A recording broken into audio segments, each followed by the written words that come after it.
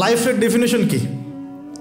লাইফের ডেফিনেশন হচ্ছে, আমরা বলি না যে আমরা অণু নিয়ে কথা বলি, পরমাণু নিয়ে কথা বলি না, আমরা গঠন একক নিয়ে কথা বলি, এগুলো তো আমরা পড়েছি, মাশাআল্লাহ পড়ে পর্যায়ে এসেছি। এই যে এক একটা দিন, এক একটা রাত, এই যে সেকেন্ড, মিনিট, এগুলো হচ্ছে আমাদের জীবনের গঠন একক, তাই তো? লাইফ মানে এই পুরো ফেজটাকে একত্রিত করে লাইফ।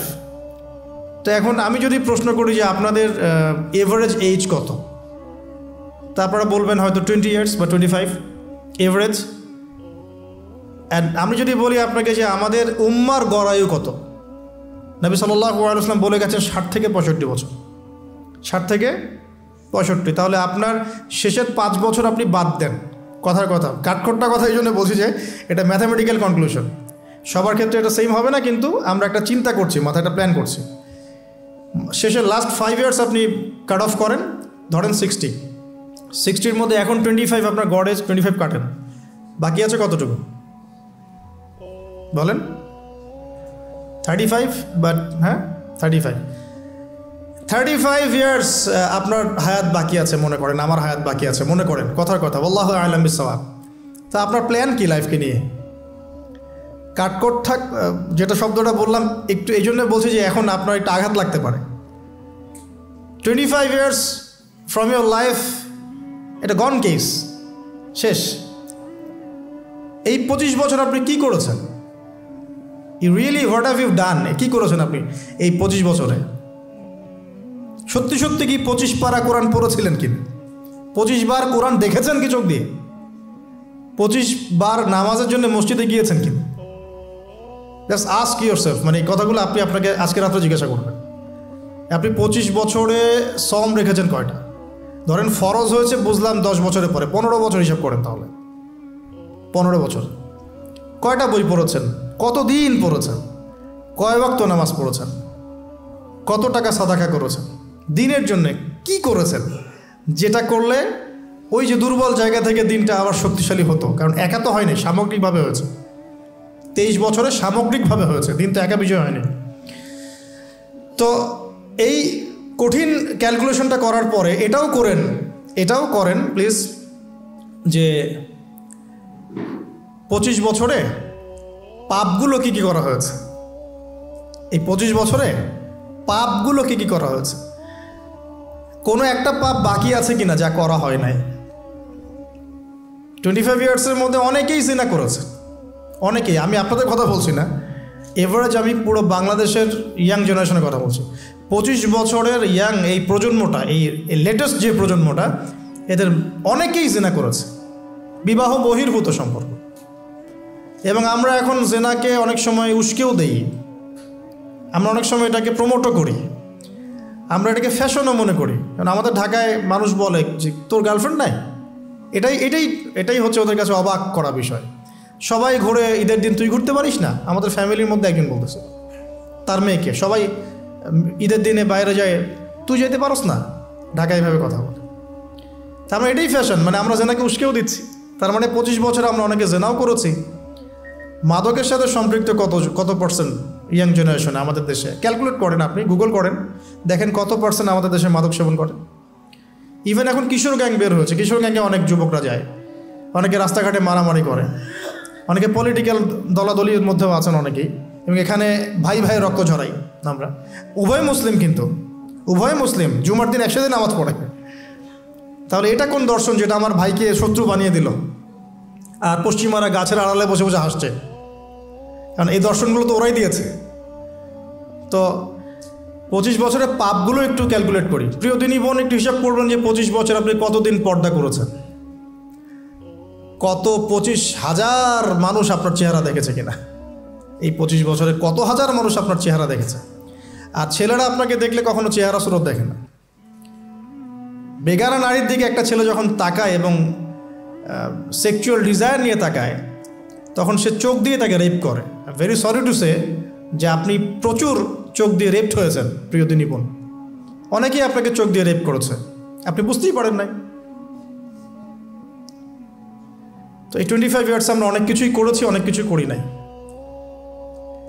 এখন একটু আজকে সাদা একটা কাগজ নিয়ে আমরা একটা হিসাব করব যে আমরা 25 বছরে কী কী করেছি, কী কী করি নাই, কী কী পাপ করেছি, কী কী করি নাই, কী কী পুণ্য করেছি, কী কী করি নাই। আমি আগে মনে করতাম যে একটা খালেস তওবা ইনশাআল্লাহ আল্লাহ পাক সব মাফ করে দিবেন। আসলে আল্লাহ পাক মাফ করেই দিবেন, কিন্তু ভিতর থেকে স্যাটিসফাই হতে পারবেন না আপনি। এখন যদি আপনি এখান থেকে আমার এই লেকচারটা শুনে আল্লাহর ওলি হয়ে যান এবং আপনি বড় মুহাদ্দিস, মুফতি, দিনের বড় দায়ী ইলাল্লাহ, বড় পলিটিশিয়ান, বড় ইঞ্জিনিয়ার, মানে যারা ওয়ার্ল্ডকে ইসলাম স্ট্যাবলিশমেন্টের দিকে নেতৃত্ব দিচ্ছেন, এমনও মানুষ যদি আপনি হয়ে যান, আপনি এই 25 বছরের ঋণটা শোধ করতে পারবেন না। এই 25 বছরের ঋণ আপনাকে প্রতিনিয়তই ভিতরে ঢুকিয়ে মারবে আর কি, যেটা আমাদেরকেও মারে ভিতর থেকে। যে আমরা যদি আগে থেকে বিষয়গুলো বুঝতাম, যদি আরও আগে থেকে স্টাডি করতে পারতাম, আরও বেশি যদি আমি আলেম ওলামার সাথে মিশতে পারতাম, আরও যদি বেশি গভীরে যেতে পারতাম, তাহলে কতই না ভালো হতো। তো আমি আশা করি কথাগুলো আপনাদের কলিজায় পৌঁছাবে ইনশাআল্লাহ। এখন লাইফের এটা সবচেয়ে ভাইটাল পার্ট। এই সম্পর্কে আমি জাস্ট 2টা হাদিস বলে আস্তে আস্তে কনক্লুশনের দিকে যাচ্ছি। তো প্রথম কথা আমরা একটু শিখে নেই যে মধ্যযুগ কেন বলি আইয়ামে জাহিলিয়াতকে। প্রথম কারণ হচ্ছে ওই যুগে মানবতা বলে কিছু ছিল না। তাহলে এই যুগে কি আছে? অনেস্টলি আপনাকে জিজ্ঞাসা করছি, আপনি বলেন না আমাকে, এই যুগে কি মানবতা বলতে আসলেই কিছু বাকি আছে? বাকি যাদের মধ্যে আছে সেই সব মানুষগুলোকে তো আমরা এখন ব্যঙ্গ করছি। মানবতা কোথায় আছে? এই কিছু দাড়ি টুপি পাগড়ি জুব্বাওয়ালা মানুষের মধ্যেই। অন্য কোথায় মানবতা দেখাবেন আপনি? মানবতা ছিল না মধ্যযুগে। মধ্যযুগে ছিল না নারীর কোনো সম্মান। সত্যি সত্যি কি এখনকার সো কল্ড মডার্ন সিভিলাইজেশনের মধ্যে নারীর সম্মান আছে? এটা আপনি মিডিয়ার মধ্য দিয়ে আমাকে গেলাবেন, আমাকে গিলতে হবে? সত্যি আছে বাকি? অনেস্টলি স্পিকিং, আমাদের মা বোন, আমাদের দিনী বোন থেকে শুরু করে সমাজের টপ টু বটম, একদম লেস থেকে শুরু করে টপ পর্যন্ত সবখানে কি নারীর সম্মান চমৎকারভাবে দেয়া হচ্ছে? সত্যি কি তাই? আমরা নিজেদের সাথে প্রতারণা করব না। আমরা কোরআন এবং হাদিসের সাথে তো প্রতারণা করছি দীর্ঘ সময় থেকে। অ্যাটলিস্ট বিবেকের কাছে আমরা প্রতারণা করব না, বিবেকের সাথে আমরা প্রতারণা করব না। সত্যিকার অর্থেই নারীর সেই সম্মান এখন নাই, ফুল স্টপ। 3 নম্বর, আইয়ামে জাহিলিয়াত কেন বলি? বিকজ ওই যুগে ছিল সুদ, ইকোনমিক সেকশন ছিল রিবা দিয়ে পরিপূর্ণ। তো আপনি কি আমাকে এখন রিবা মুক্ত একটা ওয়ার্ল্ড দেখাতে পারছেন? রিবা বা ইন্টারেস্ট মুক্ত, দুর্নীতি মুক্ত, ইকোনমিক সেকশনে করাপশন মুক্ত, ঘুষ মুক্ত, চাঁদাবাজি মুক্ত একটা ইকোনমিক সিস্টেম কি আপনি আমাকে দিতে পারবেন? এই বিশ্বে কি আসলেই এরকম কোন ইকোনমিক সিস্টেম বাকি আছে?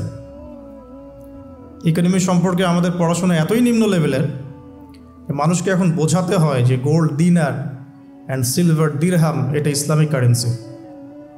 মানুষকে এটা বোঝাতে হয়। মানুষ আমাদের সমাজে তর্ক করে, চাল দিয়ে ফেতরা দিবে না টাকা দিয়ে ফেতরা দিবে, এটা নিয়ে তর্ক হয়। পক্ষে বিপক্ষে তুলকালাম ঝগড়া হয়, কিন্তু তারা এটা রিয়েলাইজ করে না যে ইসলামিক কারেন্সি বলতে কী বোঝায়। কারেন্সির মধ্যেও সুদ আছে, পুরো ওয়ার্ল্ডের ব্যাংকিং সিস্টেমে সুদ আছে, হোক সেটা IMF বা ওয়ার্ল্ড ব্যাংক বা সেন্ট্রাল ব্যাংক বা এনজিওস, এভরি সিঙ্গেল সেকশন এখন সুদের আন্ডারে আছে। তাহলে আপনি কি আমাকে এই যুগটাকে খুব সভ্য যুগ বলবেন? কেন আইয়ামে জাহিলিয়াত বলা হয় সেটা আগে বলে নিচ্ছি। আইয়ামে জাহিলিয়াত কেন বলা হয়? বিকজ ওই যুগে ছিল জিনা আর ব্যভিচার আর মাদক আর জুয়া। তো আমরা এখন কোন জান্নাতি সমাজে আছি? এই যুগের মধ্যে কি জেনা নাই, ব্যভিচার নাই, ধর্ষণ, গুম খুন, সুদ ঘুষ, দুর্নীতি, করাপশন বা জুয়া, এগুলো কি এই যুগের মধ্যে নাই?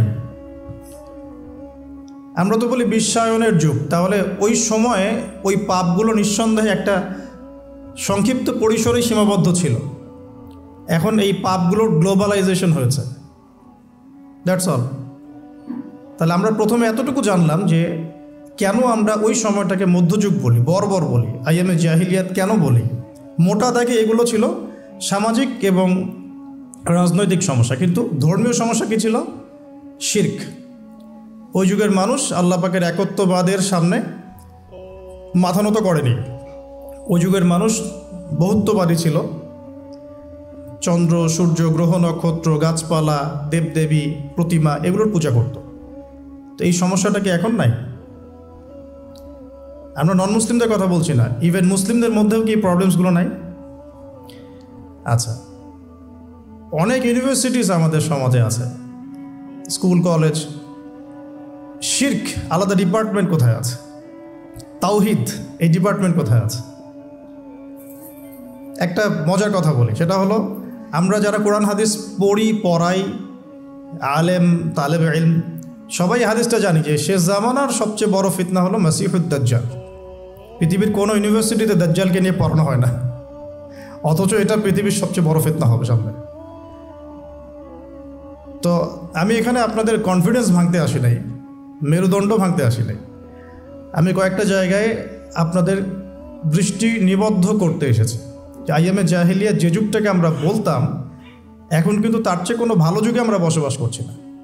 হ্যাঁ, উন্নতি হয়েছে আমাদের কোন কোন ক্ষেত্রে, জনসংখ্যা বেড়েছে, আমাদের সায়েন্স অ্যান্ড টেকনোলজির উন্নতি হয়েছে, প্রযুক্তিগত উন্নয়ন হয়েছে।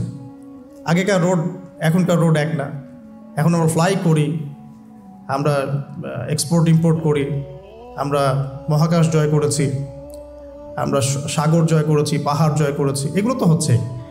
সত্যিকার অর্থে বিজয় কাকে বলে এটাও আমাদেরকে ভাবতে হবে। এই সামগ্রিক সভ্যতা নিয়ে যদি কালকে আমাদের মাঠে আমরা জান্নাতে যেতে না পারি, তাহলে কি আমরা বলবো আমরা বিজয়ী ছিলাম? আল্লাহ পাক কি বলছেন? আল্লাহ পাক বলছেন ফামান যুহজিহা আনিন নারি ওয়া উদখিলাল জান্নাতা ফাকাদ ফাজ। আদম আলাইহিস সালাম থেকে শুরু করে শেষ নবী মুহাম্মদ সাল্লাল্লাহু আলাইহি ওয়াসাল্লামের উম্মত পর্যন্ত এই যে কোটি কোটি মিলিয়ন বিলিয়ন মানুষের মধ্যে যারাই পুলসিরাত পার হতে পারবে, জাহান্নাম থেকে বাঁচতে পারবে, জান্নাতে যেতে পারবে, ফাকাদ ফাজ, তারা সফল। তা আমরা এখানে ডেফিনেশন অফ সাকসেসও পাচ্ছি।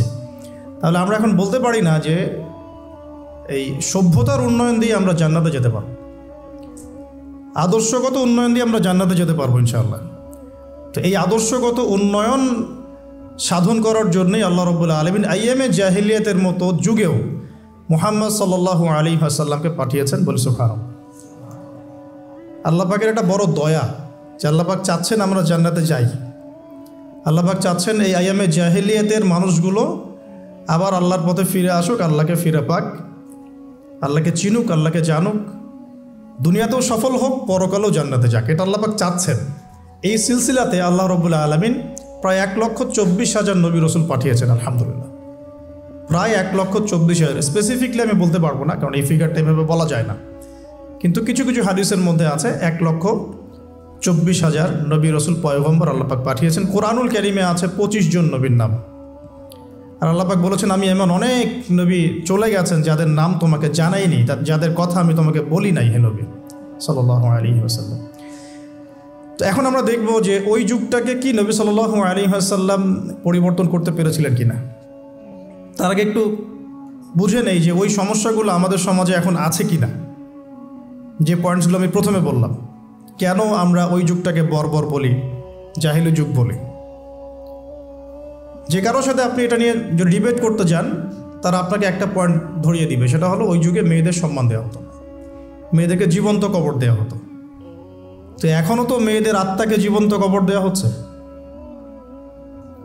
এখনও তো আমরা মেয়েদের আত্মাকে জীবন্ত কবর দিচ্ছি। একটা মানুষের দেহই কি সব কিছু?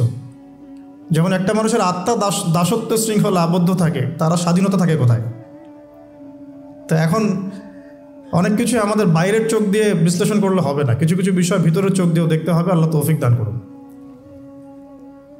তো মেলালে আপনি বুঝতে পারবেন যে কোনো কিছুই বাদ নাই। আইয়ামে জাহিলিয়াতের এমন একটা জাহিলিয়াত বা ওই যুগের সুন্নত বাকি নাই যেটা এই যুগের মধ্যে নাই, বরং এখন আরও অনেক বড় পরিসরে এগুলো সমাজে প্রতিষ্ঠিত হয়ে গেছে। এটাই সত্য, এখানেই ফুল স্টপ করতে হবে। যদি না করেন তাহলে এটা আপনার জ্ঞানের দৈন্যতা অথবা অহংকার। এখানে আমি ঝগড়াও করতে যাব না কারোর সাথে। এখন প্রশ্ন হচ্ছে নবী সাল্লাল্লাহু আলাইহি ওয়াসাল্লাম কি এই যুগটাকে পরিবর্তন করতে পারলেন কিনা? উত্তর হ্যাঁ, কিভাবে পরিবর্তন করতে পারলেন? উত্তর হচ্ছে আল্লাহ রাব্বুল আলামিনের ইচ্ছায় এবং তার ওহীর মাধ্যমে। ওহী কী জিনিস? আল্লাহ রাব্বুল আলামিনের প্রত্যাদেশ, মানে আল্লাহর পক্ষ থেকে ঐশী বাণী, যেটা আল্লাহ পাক শুধু মুহাম্মদ সাল্লাল্লাহু আলাইহি ওয়াসাল্লামকেই দেন নাই, বরং প্রত্যেক নবী রাসূলকেই দিয়েছেন। যেমন বড় বড় চারটার নাম আমরা সবাই জানি। তাওরাত নবী মুসা আলাইহিস সালামের কাছে, জাবুর দাউদ আলাইহিস সালামের কাছে, ইনজিল ঈসা আলাইহিস সালামের কাছে, এবং আল কোরআনুল কারীম নবী মুহাম্মদ সাল্লাল্লাহু আলাইহি ওয়াসাল্লামের কাছে। আল্লাহ পাক কোরআনের সাথে আরও একটা জিনিস দিলেন, সেটা হলো নবী সাল্লাল্লাহু আলাইহি ওয়াসাল্লামের সুন্নাহ। মানে কোরআন সব কিছুর সামারি করে দিবে, আর সুন্নাহ এটাকে বিশ্লেষণ করবে।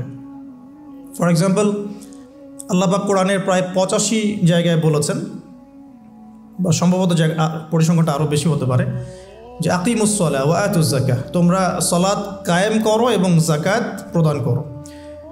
কিন্তু আপনি কোরআনে কিন্তু পাবেন না যে রুকু কেমন করে করতে হয়, কয়বার তাসবিহ পড়তে হবে, সিজদা কেমন করে করতে হয়, কয় তাসবিহ পড়তে হবে। হ্যাঁ, আপনি প্রথম রাকাতে সূরা ফাতিহার পর কি পড়বেন, কিভাবে রুকু করবেন, কতটুকু অ্যাঙ্গেলে মাথাকে নোয়াবেন, সিজদায় আপনার হেড পজিশন কোথায় থাকবে, এই বিষয়গুলো কিন্তু ভেঙে ভেঙে কোরআনে কোথাও নাই। এই কারণে আল্লাহ রাব্বুল আলামিন এক্সট্রা আরেকটা জিনিস দিলেন, সেটা হলো সুন্নাহ। নবী সাল্লাল্লাহু আলাইহি ওয়াসাল্লাম নিজে করে দেখালেন যে এটা এভাবে করতে হবে। এটা দেখেছেন কারা? সাহাবায়ে কেরাম। সাহাবায়ে কেরাম তাকে নিজ চোখে দেখেছেন। সাহাবা কাকে বলে? যারা নবী সাল্লাল্লাহু আলাইহি ওয়াসাল্লামকে স্বচক্ষে দেখেছেন এবং ঈমান এনেছেন, মুমিন অবস্থায় ইন্তেকাল করেছেন। নবীকে কিন্তু আবু জেহেলও দেখেছিল, তাই বলে আবু জেহেল তো সাহাবী নয়। আবু জেহেল কি সাহাবী?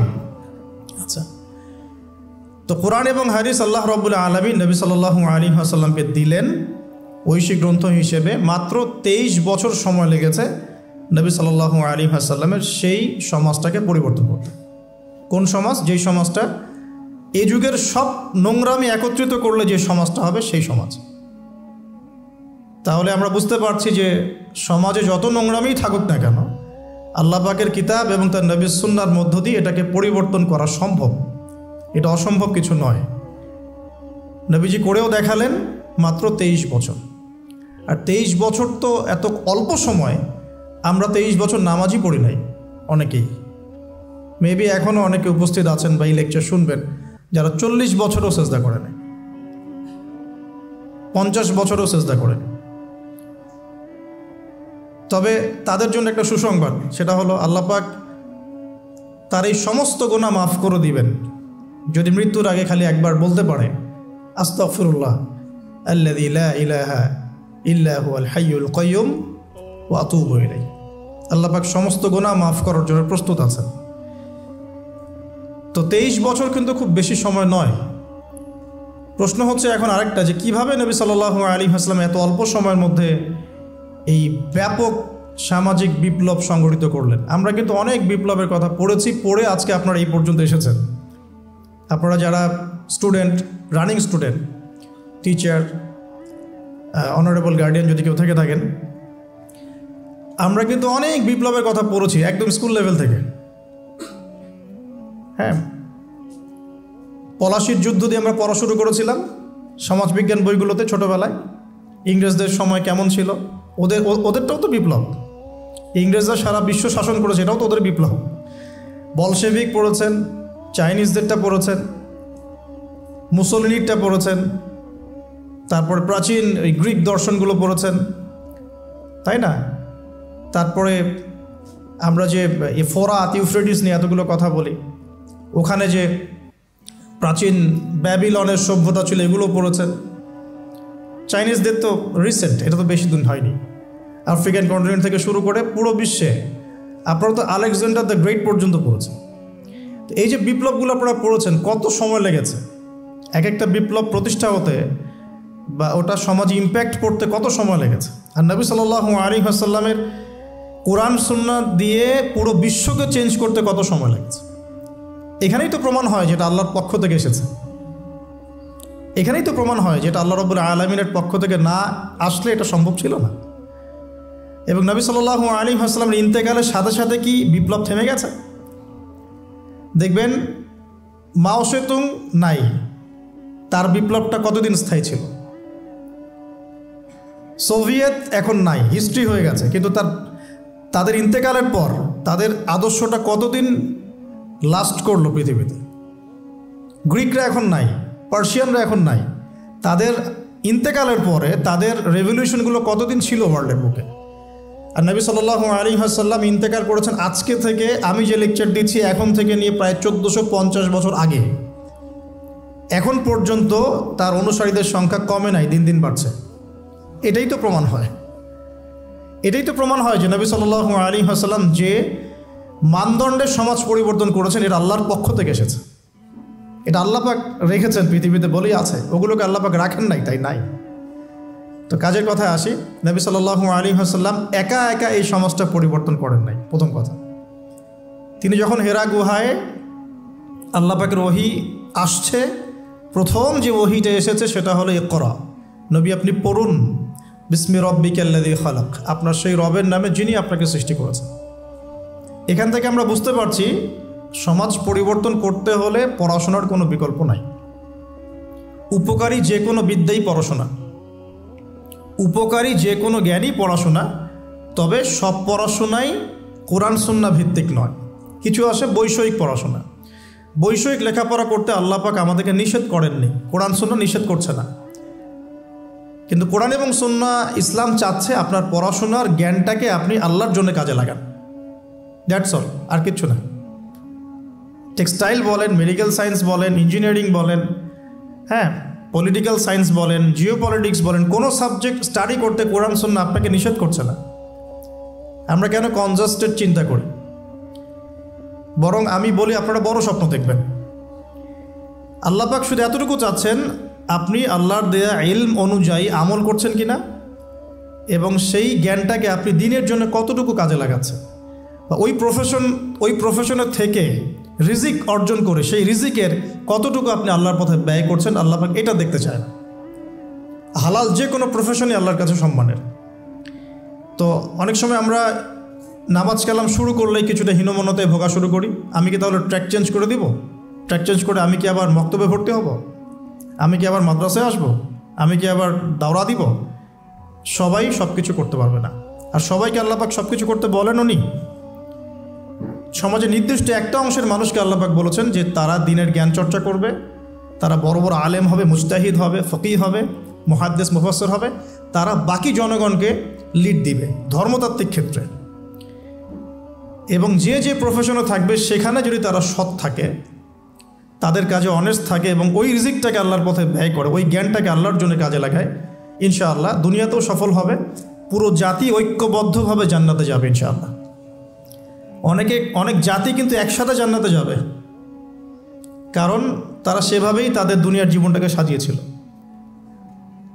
তো নবী সাল্লাল্লাহু আলাইহি ওয়াসাল্লাম একা করেন নাই, সাহাবীদেরকে নিয়ে করেছেন। প্রথম ওহীটা এসেছে পড়াশোনা কেন্দ্রিক। সো আমাদের সবাইকে প্রচুর পড়াশোনা করতে হবে, এটা আমার প্রথম নসিহা আজকে। আমাদের সবাইকে প্রচুর পড়াশোনা করতে হবে, প্রচুর প্রচুর মানে আমি কত প্রচুর বোঝাচ্ছি এটা আমি নিজেও ব্যাখ্যা করতে পারবো না আপনাকে।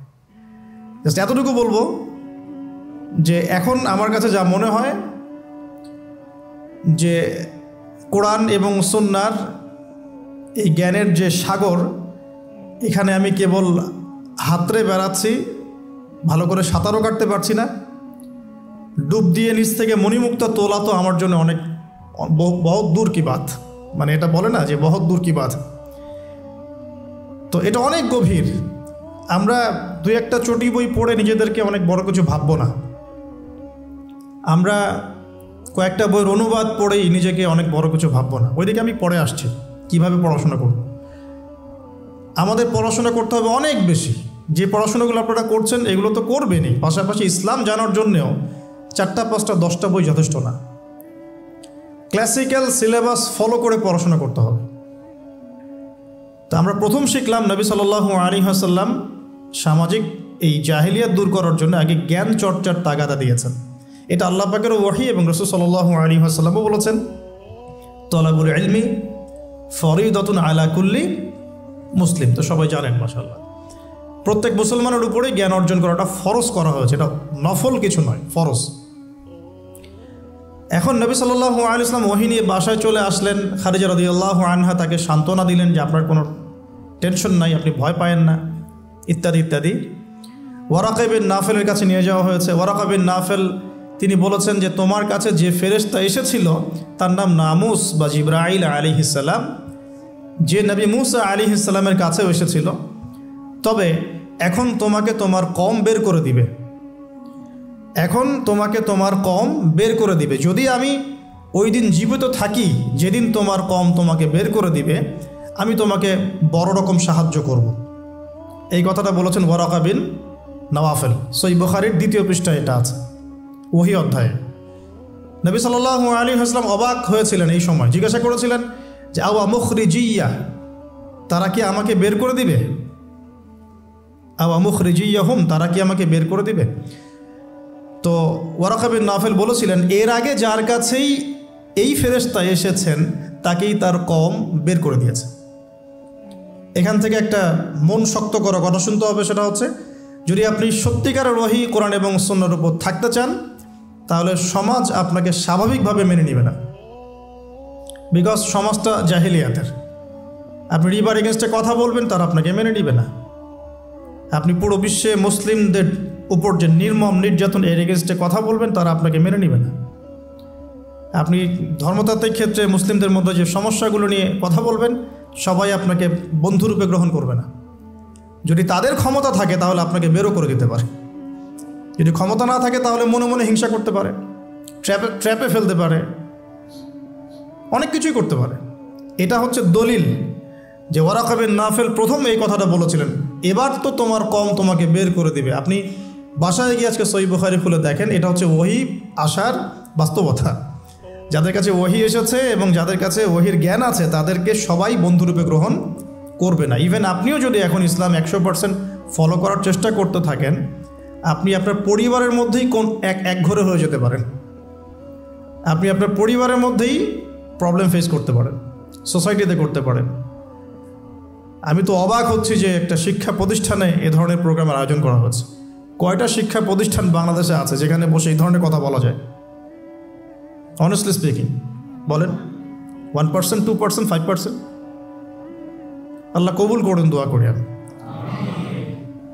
এই জন্য আমি কঠিনভাবে কথাগুলো বলে যাচ্ছি, কারণ সবসময় সব সুযোগ হয়ে ওঠে না। ওহীর জ্ঞান এমন একটা জিনিস যেটা সবাই বন্ধুরূপে গ্রহণ করে না। কিন্তু নবী সাল্লাল্লাহু আলাইহি ওয়াসাল্লাম কি থেমে গিয়েছেন? উত্তর না। তিনি এবার তার ট্যাকটিকটা দেখেন কিভাবে তিনি 23 বছর এটা করেছেন, মাত্র 23 বছর। প্রথমত তিনি কি করেছেন? কাছের মানুষদেরকে আগে দাওয়াত দিয়েছেন। তাহলে দিন আগে নিজে যখন পালন করবেন, বুঝবেন, আমল করবেন, এটা প্রথম কাজ জ্ঞান অর্জন করার পর। এরপরে আপনার কাছের মানুষদেরকে দিনের দাওয়াত দিতে হয়। কাছের মানুষ মা, বাবা, স্ত্রী, সন্তান, বন্ধু বান্ধব ইত্যাদি। নবী সাল্লাল্লাহু আলাইহি ওয়াসাল্লামের দাওয়াতে প্রথম ইসলাম কবুল করেছেন কারা? খাদিজা রাদিয়াল্লাহু আনহা, কাছের মানুষ, স্ত্রী। আবু বকর সিদ্দিক রাদিয়াল্লাহু আনহু, প্রায় বন্ধু মানুষের মতোই, আগে থেকে পরিচয় ছিল। তারপরে তার ছোট ভাই আলী ইবনে আবি তালেব, কাজিন। তার আরেক কাজিন জাফর ইবনে আবি তালেব। বাসায় ছিলেন একজন পালক পুত্র যায়েদ ইবনে হারেসা। এরপরে আস্তে আস্তে আবু বকর সিদ্দিকের দাওয়াতের মধ্য দিয়ে উসমান বিন আফফান, তালহা বিন উবাইদুল্লাহ, সাঈদ ইবনে আবি ওয়াক্কাস, আব্দুর রহমান বিন আউফ, তারপরে আবু উবাইদা ইবনে জাররাহ, আবদুল্লাহ বিন মাসউদ, আস্তে আস্তে এভাবে ছড়িয়ে পড়তে লাগলো। তাহলে দাওয়াতের বা ইসলাম প্রচার করার, প্রসার করার, প্রতিষ্ঠা করার সুন্নাহটা কেমন? নিজে জ্ঞান অর্জন করে আমল শুরু করা, কাছের মানুষদেরকে দাওয়াত দেয়া। আমরা কিন্তু নবীর সুন্নাহ মেনে চলতে চাচ্ছি না দিন প্রতিষ্ঠা করার ক্ষেত্রে। আমরা ইনস্ট্যান্ট রেজাল্ট চাই। হ্যাঁ, আমি চাই যে রাতারাতি সব পরিবর্তন করতে। এভাবে কখনো হয়নি, এভাবে কখনো হয়নি, কিয়ামত পর্যন্ত হবে বলে মনে হচ্ছে না। যেমন আমরা যখন এই আলোচনাগুলো করি যে আল মাহদি, নবী ঈসা আলাইহিস সালাম, ইয়াজুজ মাজুজ, মাসিহুদ দাজ্জাল, যেগুলো শেষ জামানার বড় বড় সাইন, এগুলো কিন্তু হুট করে রাতারাতি হবে না। এগুলো একটা ফেজ পার করে করেই পৃথিবীর দিকে আসবে, আস্তে আস্তে আসবে। তো এখন দেখুন এরপর কি হলো, নবী সাল্লাল্লাহু আলাইহি ওয়াসাল্লাম যখন এভাবে দাওয়াতি কাজ করতে লাগলেন, প্রথম 3 বছর তিনি এভাবে দাওয়াত দিয়েছেন। বেশিরভাগ যারা ইসলাম কবুল করেছেন তারা ছিলেন যুবক। এখান থেকে আপনাদের সাথে আমার কথাটা শুরু হচ্ছে আর কি। বেশিরভাগ যারা ইসলাম কবুল করেছিলেন তারা কারা ছিলেন? যুবক। আপনি সিরাত পড়েন, অ্যাটলিস্ট আর রাহিকুল মাখতুম বইটা পড়ে দেখেন, দেখবেন বেশিরভাগই ছিলেন তরুণ প্রজন্ম। কেন তরুণ প্রজন্ম? বিকজ তরুণদেরকে আল্লাহ পাক একটা বলবো আবেগের সাম্যাবস্থা দিয়েছেন। এটা কেমন? মানে তারা যদি খারাপ পথে যায় তাহলে খুব খারাপ পথেই চলে যায়, তারা যদি ভালো পথে আসতে চায় খুব ভালো পথে চলে আসে। তারা চ্যালেঞ্জ গ্রহণ করতে পারে, খোলা মনে সিদ্ধান্ত নিতে পারে, অনেক সময় আবেগকে প্রশ্রয় দেয়, আবেগে কখনো ভুল সিদ্ধান্ত নেয়, কখনো কিন্তু সঠিক সিদ্ধান্ত নেয়। তো তরুণদের মধ্যে একটা চ্যালেঞ্জ গ্রহণ করার মানসিকতা থাকে যে ঠিক আছে আমি ইসলামের পথে থাকবো, পরিবার আমাকে না সহ্য করে না করুক। এই জিনিসটা 40-50 বছর একটা মানুষ করতে পারে না। সে চিন্তা করে যে না, তারা আমার ছেলে মেয়ে, তাদেরকে নিয়ে ব্যালেন্স করে চলতে হবে ইত্যাদি ইত্যাদি। তারা মাঝ রাস্তায় খোঁজার চেষ্টা করে, কিন্তু তরুণরা হয় ডান না হলে বাম, যে কোনো একদিকে চলবে। দেখবেন অনেক তরুণ ভাই আছেন যারা পুরোপুরি মাদকের সাথে সম্পৃক্ত, মাদকাসক্ত, ওখান থেকে বের করা সো ভেরি ডিফিকাল্ট। আবার অনেক তরুণ প্রজন্ম আছে যারা মাদক কখনো হাতই দেয় না। আপনি এরকম দুটো প্রজন্ম দেখবেন বাংলাদেশে। কেউ কখনো জুয়ার আসরে কখনোই বসে নাই, আর কারো জুয়া না খেললে ঘুম আসে না। কেউ তাহাজ্জুদ ছাড়া ঘুমাচ্ছেন না, আর কেউ মসজিদে যায়ই নাই কখনো। একটা দৈন্যতা আছে, মেরুকরণ আমাদের দেশের তরুণ প্রজন্মের মধ্যে। তবে এটা আমাদের জন্য ভালো সংবাদ যে আলহামদুলিল্লাহ দিন দিন তরুণ প্রজন্মের মধ্যে একটা পরিবর্তন আসছে। এটা আল্লাহ পাকের খাস রহমত, যাদের মাধ্যমে আসছে আল্লাহ পাক তাদেরকে যেন কবুল করেন, দোয়া করি আমি। এখন সমাজ কি থেমে থাকলো? না, সমাজ কিন্তু এটা ভালো করে মেনে নিল না। এবার শুরু হলো তাদের প্রতি অত্যাচার, ফিজিক্যাল টর্চার, মেন্টাল টর্চার, অর্থনৈতিক অত্যাচার, কোনো কোনো ক্ষেত্রে পরিবার বের করে দিল। মুসআব বিন উমাইরের জীবনী পড়ে দেখেন, উসমান বিন আফফান রাদিয়াল্লাহু আনহুর জীবনী পড়ে দেখেন, জাফর ইবনে আবি তালেবেরটা পড়েন, আলী ইবনে আবি তালেবের জীবনী পড়েন, দেখেন বেলাল ইবনে রাবাহ তার জীবনী পড়ে দেখেন, সুমাইয়া রাদিয়াল্লাহু আনহারটা পড়েন, খাব্বাব রাদিয়াল্লাহু আনহুরটা পড়েন, তারপরে ইয়াসির পরিবারেরটা পড়েন।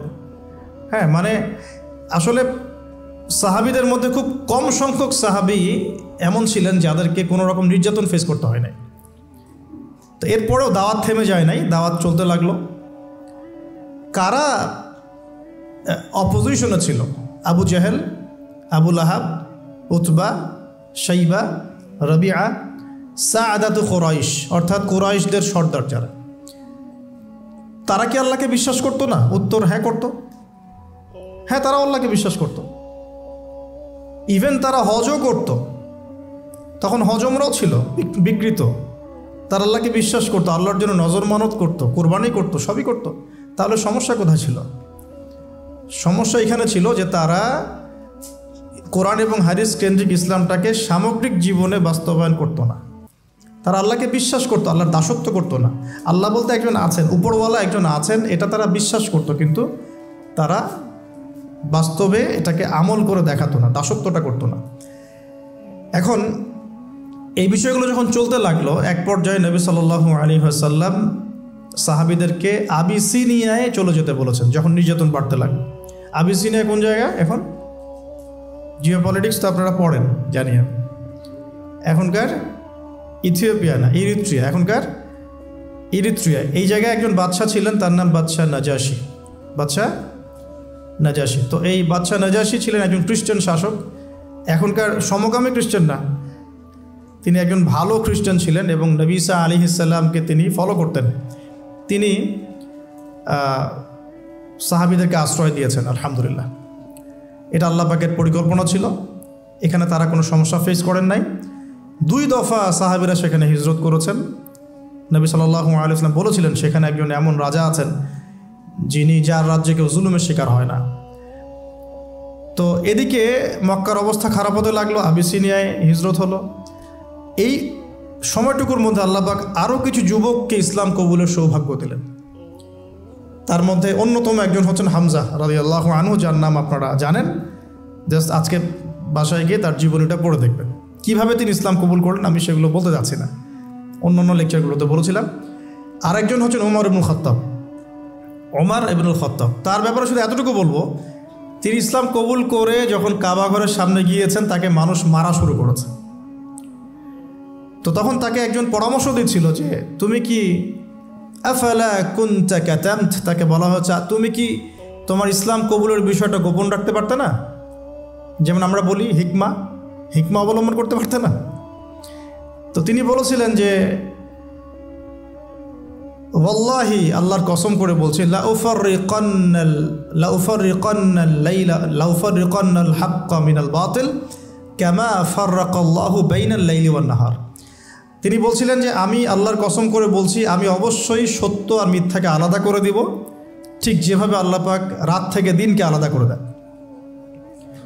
এরপর তার নাম হয়েছে আল ফারুক, মানে পার্থক্যকারী।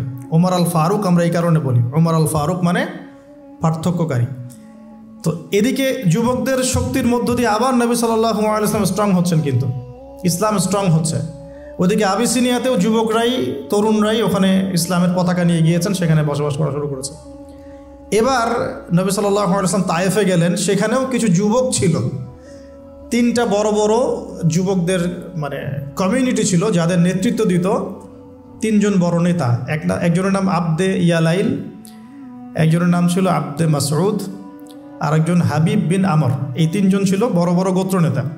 নবীজি চেয়েছিলেন জিওপলিটিক্যালি যে আমি যদি তায়েফের সাপোর্টটা পেয়ে যাই, তাহলে মক্কার এই যে মানে ওরা যে আমাদের উপরে নির্যাতন করছে, এখান থেকে আমি একটা বড় পলিটিক্যাল অ্যালায়েন্স করতে পারবো তায়েফের সাথে। তায়েফবাসীর তখন ভাগ্যে হেদায়েত ছিল না, আল্লাহ যেভাবে চেয়েছেন। নবী সাল্লাল্লাহু আলাইহি ওয়াসাল্লামকে তারা তো গ্রহণ করেই নাই, বরং রক্তাক্ত করে সেখান থেকে বের করে দিয়েছে। নাউজুবিল্লাহ। নবী সাল্লাল্লাহু আলাইহি ওয়াসাল্লাম তাদের বিরুদ্ধে কোনো বদদোয়া করেন নাই। বদদোয়া করেছেন? এটাও আমাদের শিখতে হবে। কিছু হলেই যে আমরা মানে খুব কাউন্টার একটা অবস্থা চলে যাই, হ্যাঁ, ঝগড়া করতে থাকি, স্পেশালি ফেসবুকে। স্পেশালি কোথায়? ফেসবুকে। আর এটা আমাদের জীবনের অনেক বড় সময় খেয়ে ফেলে। কিয়ামতের মাঠে আমরা দেখবো যে ফেসবুক কত সময় খেয়েছে। হ্যাঁ, কিয়ামতের মাঠে পরিসংখ্যান যখন দেখা যাবে তখন বুঝতে পারবো যে ফেসবুক খেয়েছে 2 বছর ইন টোটাল। হ্যাঁ, আমার টেলিভিশন খেয়েছে 2 মাস, আমার ইউটিউব খেয়েছে কত, এরকম 5 মাস। হ্যাঁ, তারপরে অ্যাপস খেয়েছে, গেমস আর অ্যাপস খেয়েছে আমার এরকম 6 মাস। দেখবেন এগুলোই আমাদের জীবনের বড় একটা অংশ খেয়ে ফেলেছে। যদি একজন ব্যক্তি ডেইলি 1 ঘন্টা করে টিভি দেখে বা এইসব জায়গায় সময় কাটায়, তাহলে নিঃসন্দেহে সে 24 ঘন্টায় যদি 1 ঘন্টা করে কাটায়, তাহলে আপনি হিসাব করে দেখেন যে মাসে কত ঘন্টা যায়, বছরে কত ঘন্টা যায়, এবং কতদিনে সে 1 বছর কাটিয়ে ফেলে। অথচ কেয়ামতের দিকে পড়ে আসি, আলামে বারজাখ, যে মৃত্যুর পরের জীবন, এখানে বেশিরভাগ মানুষ একটাই কথা বলবে বা বলছে, এখনো হয়তো আমরা শুনতে পারছি না, বলবে বা হয়তো বলছে, আমরা শুনতে পারছি না। সেটা কি? তারা বলছে রব্বানা, হে আমাদের রব, আবসরনা, আমরা দেখলাম, পরকাল আমরা দেখেছি, ওয়া সামি'না, আমরা পরকাল শুনেছি, ফারজি'না, আমাদেরকে ফিরিয়ে দিন। কোথায় ফিরিয়ে দিন? দুনিয়ায়। কি করব? না আমাল সালিহান, আমরা সৎ আমল করে আসবো। ইন্না মুকিনুন, আমাদের এখন ইয়াকিন হয়ে গেছে। এই কথাটা কবরবাসী চিৎকার করে এখন হয়তো বলছে অথবা বলবে, আল্লাহু আলাম। আল্লাহ পাক সূরা আলিফ লাম মিম সাজদার মধ্যে আয়াতটা নাজিল করেছেন, রব্বানা, হে আমাদের রব, আবসরনা ওয়া সামি'না ফারজি'না না'মাল সালিহান ইন্না মুকিনুন, হে আমাদের রব, আমরা দেখেছি পরকাল, আমরা শুনেছি, বুঝেছি, মানে ইন্দ্রিয় দিয়ে পরকাল উপলব্ধি করেছি। এখন আমাদেরকে আল্লাহ একটা বারের জন্য আপনি দুনিয়ায় ফিরিয়ে দেন, না'মাল সালিহান, আমরা সৎ আমল করে ফিরে আসব। আল্লাহ পাক কিয়ামত পর্যন্ত আল্লাহ পাক বলছেন যে সুয়ের ছিদ্র দিয়ে উট যদি বের হতে পারত, তাহলে এই সুযোগটা আল্লাহ দিতেন। সুয়ের ছিদ্র দিয়ে কি উট বের হতে পারবে? অতএব আল্লাহ পাক এই সুযোগটা দিবেন না। সো আমরা এখানে টাইম অনেক ওয়েস্ট করছি। তো দেখুন, যেখানে ছিলাম, যে তায়েফবাসী এভাবে যখন ফিরিয়ে দিলেন, এরপরে কি হলো? নবী সাল্লাল্লাহু আলাইহি ওয়াসাল্লাম বদদোয়া করলেন না, যে কাজটা আমরা প্রায়ই করে থাকি একে অপরের সাথে, বরং তিনি তায়েফবাসীর জন্য দোয়া করলেন। আর আল্লাহ রাব্বুল আলামিন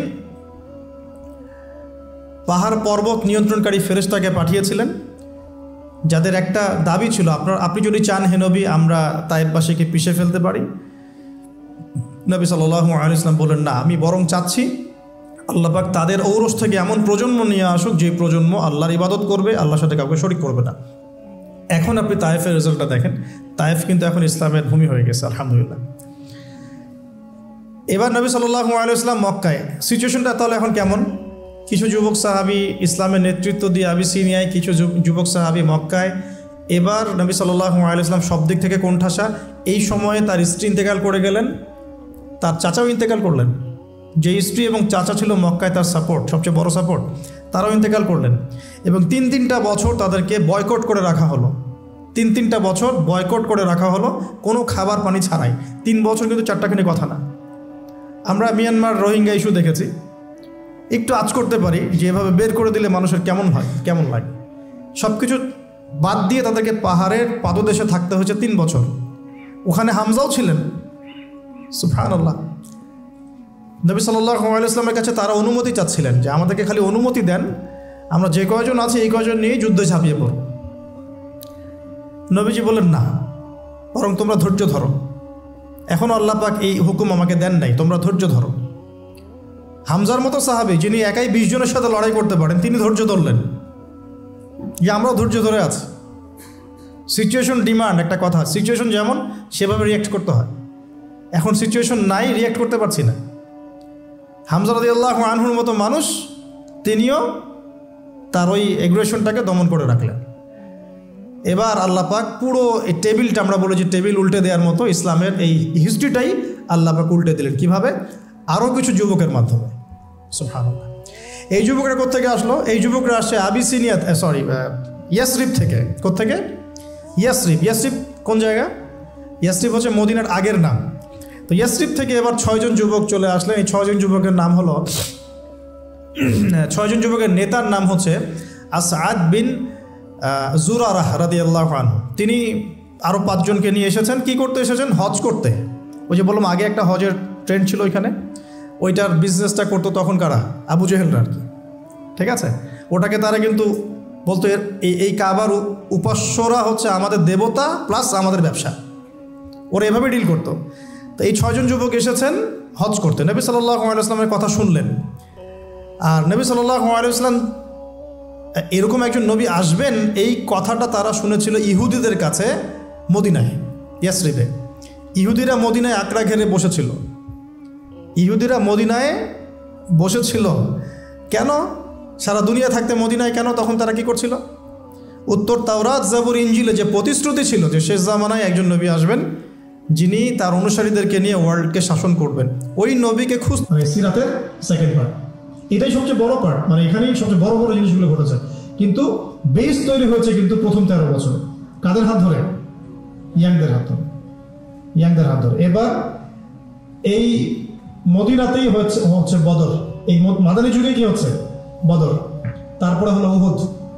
তারপরের বছর হলো কি? খন্দক। তারপরে নবী সাল্লাল্লাহু আলাইহি ওয়াসাল্লাম বললেন যে এবার থেকে ওরা আমাদেরকে আর আক্রমণ করবে না, আমরাই এবার থেকে ইসলামকে নিয়ে এগিয়ে যাবো ইনশাআল্লাহ। এরপর থেকে কুরাইশ আর কখনো আক্রমণ করতে পারেনি। এরপর নবী সাল্লাল্লাহু আলাইহি ওয়াসাল্লাম বিভিন্ন গাজওয়া, সারিয়া একটা করে হতে থাকলো। প্রায় 75 থেকে 80টার মতো হয়েছে।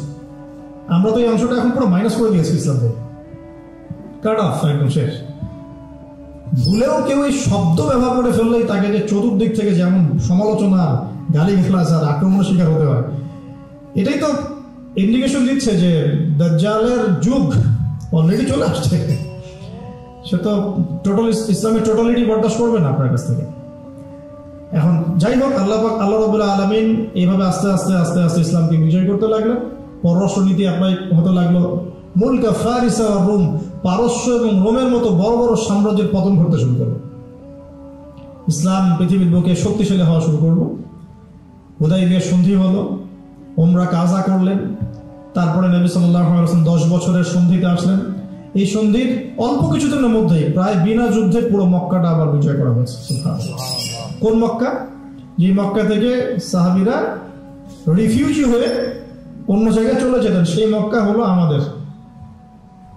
তাদের হাত ধরে ভাই সবচেয়ে বেশি মানে মেজরিটি কারা ছিলেন? ইয়াংরা না বৃদ্ধরা?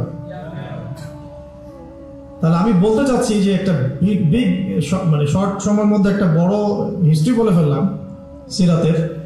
আমি বোঝাতে চাচ্ছি যে সমাজ পরিবর্তন একা একা হয়নি, নবী সাল্লাল্লাহু আলাইহি ওয়াসাল্লাম একা একা করেন নাই, কোরআন এবং সুন্নাহ ব্যতীত সমাজ পরিবর্তন হয়নি, এবং ইয়াংদের ভূমিকা ছাড়াও সমাজ পরিবর্তন হয়নি। আর মাত্র 23 বছরে এই ঘটনাগুলো ঘটেছে। মাত্র 23 বছরে যেই মক্কা থেকে আমরা রিফিউজি হয়ে বের হয়ে গেলাম, সেই মক্কায় আমরা বীর দর্পে ফিরে আসলাম, পুরো জায়গাটা আমাদের হলো। সেখান থেকে কি ইসলাম থেমে গেল? রাসূল সাল্লাল্লাহু আলাইহি ওয়াসাল্লামের ইন্তেকালের পরেও ওখান থেকেই আবার আবু বকর সিদ্দিক রাদিয়াল্লাহু আনহু, তার প্রায় 2-2.5 বছর বলা হয়, ওমর ইবনে খাত্তাব তারপরে প্রায় অলমোস্ট 10 ইয়ার্স বলা হয়, তারপরে উসমান বিন আফফান তার প্রায় 12 বছর, আলী রাদিয়াল্লাহু আনহুর এরকম আরো কিছু সময়। এরপরে ক্ষমতা চলে গেল উমাইয়াদের হাতে। মুয়াবিয়া রাদিয়াল্লাহু আনহুর তিনি প্রায় 20 বছর শাসন করেছেন। উমাইয়ারা শাসন করেছে প্রায় 92 ইয়ার্স, প্রায় 92 বছর। তারপরে আব্বাসীয়রা এসেছে, জাব নদীর যুদ্ধ হয়েছে, এই যুদ্ধে আব্বাসী এবং উমাইয়াদের মধ্যে কনফ্লিক্ট হয়েছে। এই কনফ্লিক্টগুলো নিয়ে আমরা পরে কথা বলছি ইনশাআল্লাহ। বলতে চাচ্ছি আব্বাসীয়দের পরেও তুর্কি শাসন, মামলুক শাসন, কর্ডোভা ইসলামিক শাসন, আপনার এদিকে ফাতেমি সাম্রাজ্য, মোগলদের শাসন, আফগানদের, পৃথিবী এভাবেই চলেছে। প্রায় 1000-1200 বছর পৃথিবীটা এভাবেই চলেছে, যতক্ষণ পর্যন্ত আমরা পশ্চিমা সভ্যতার উত্থান দেখেছি। এরা যখন উত্থান হওয়া শুরু হলো, আস্তে আস্তে এরা সারা ওয়ার্ল্ডটাকে লাস্ট 200-300 বছরে পুরো ডমিনেট করে রেখেছে। এখন আমরা আবার সেই মক্কার জায়গায় চলে আসছি। একটু ভালো করে বোঝেন, আমরা কিন্তু আবার সেই মক্কার জায়গাতে মোটামুটি চলে আসছি। আপনি বলতে পারবেন না, গলা চিপে ধরা হবে। আপনি হাঁটতে পারবেন না, পা ভেঙে দেওয়া হবে। আপনি ভালো করে বোঝেন, আপনি এগুলো করতে পারছেন না, বিকজ আপনি হালাল খেতে পারছেন না, কারণ সুদ আপনাকে খেতে হবে, ব্যাঙ্কিং সিস্টেমে সুদ আছে। আপনি ইসলাম পালন করতে পারবেন, আমার পকেটে তাসবিহ আছে, নেন, আপনি তাসবিহ টিপেন, কোনো সমস্যা নাই। মসজিদে যান, তাসবিহ টিপেন, কোনো প্রবলেম নাই। বাট ইসলামের টোটালিটির কথা আপনি বলতে পারবেন না। ভিতরে চোখ দিয়ে দেখেন, আমরা কিন্তু আবার মাক্কি একটা জায়গায় চলে আসতেছি, বা এসেছি, বা আসছি, ক্রমবর্ধমান। তাহলে এই জায়গা থেকে আরেকটা উত্থান হবে ইনশাল্লাহ। কারণ শেষ হবে তো উত্থানের পরে। কিয়ামতটা কখন হবে?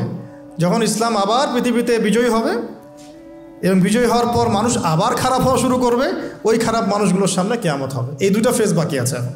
1450 বছর গণ, 1450 বছর শেষ, এবার এই ফেজটা বাকি আছে।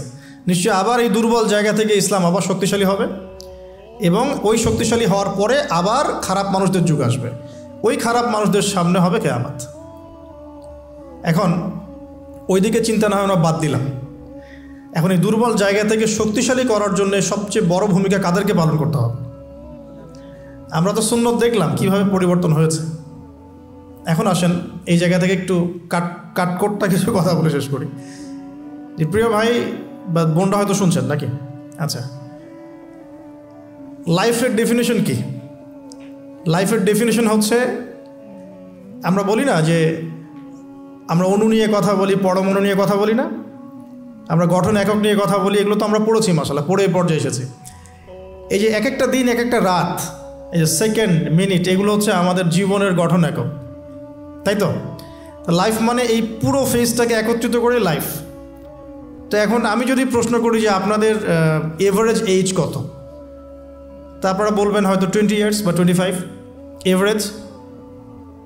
অ্যান্ড আমি যদি বলি আপনাকে যে আমাদের উম্মার গড়ায়ু কত, নবী সাল্লাল্লাহু আলাইহি ওয়াসাল্লাম বলে গেছেন 60 থেকে 65 বছর, 60 থেকে 65। তাহলে আপনার শেষের 5 বছর আপনি বাদ দেন, কথার কথা, কাঠখোট্টা কথা এই জন্য বলছি যে এটা ম্যাথামেটিক্যাল কনক্লুশন। সবার ক্ষেত্রে এটা সেম হবে না, কিন্তু আমরা একটা চিন্তা করছি, মাথায় একটা প্ল্যান করছি। শেষের লাস্ট 5 ইয়ার্স আপনি কাট অফ করেন, ধরেন 60-র মধ্যে এখন 25 আপনার গড় এজ, 25 কাটেন, বাকি আছে কতটুকু বলেন? 35, বাট হ্যাঁ 35 ইয়ার্স আপনার হায়াত বাকি আছে মনে করেন, আমার হায়াত বাকি আছে মনে করেন, কথার কথা, আল্লাহু আ'লাম বিস-সাওয়াব। তা আপনার প্ল্যান কি লাইফকে নিয়ে? কাটকট থাক, যেটা শব্দটা বললাম একটু এই জন্য বলছি যে এখন আপনার একটা আঘাত লাগতে পারে। 25 years ফ্রম ইউর লাইফ, এটা গন কেস, শেষ। এই 25 বছর আপনি কি করেছেন? You really what have you done? কী করেছেন আপনি এই 25 বছরে? সত্যি সত্যি কি 25 পারা কোরআন পড়েছিলেন কি? 25 বার কোরআন দেখেছেন কি চোখ দিয়ে? 25 বার নামাজের জন্য মসজিদে গিয়েছেন কি? জাস্ট আস্ক ইউরসেলফ, মানে এই কথাগুলো আপনি আপনাকে আজকে রাত্রে জিজ্ঞাসা করবেন। আপনি 25 বছরে সম রেখেছেন কয়টা? ধরেন ফরজ হয়েছে বুঝলাম 10 বছরের পরে, 15 বছর হিসাব করেন তাহলে। 15 বছর কয়টা বই পড়েছেন? কতদিন পড়েছেন? কয় ওয়াক্ত নামাজ পড়েছেন? কত টাকা সাদাকা করেছেন? দিনের জন্যে কি করেছেন যেটা করলে ওই যে দুর্বল জায়গা থেকে দিনটা আবার শক্তিশালী হতো? কারণ একা তো হয়নি, সামগ্রিকভাবে হয়েছে। 23 বছরে সামগ্রিকভাবে হয়েছে, দিন তো একা বিজয় হয়নি। তো এই কঠিন ক্যালকুলেশনটা করার পরে এটাও করেন প্লিজ, যে 25 বছরে পাপগুলো কি কি করা হয়েছে? এই 25 বছরে পাপগুলো কি কি করা হয়েছে? কোনো একটা পাপ বাকি আছে কিনা যা করা হয় নাই?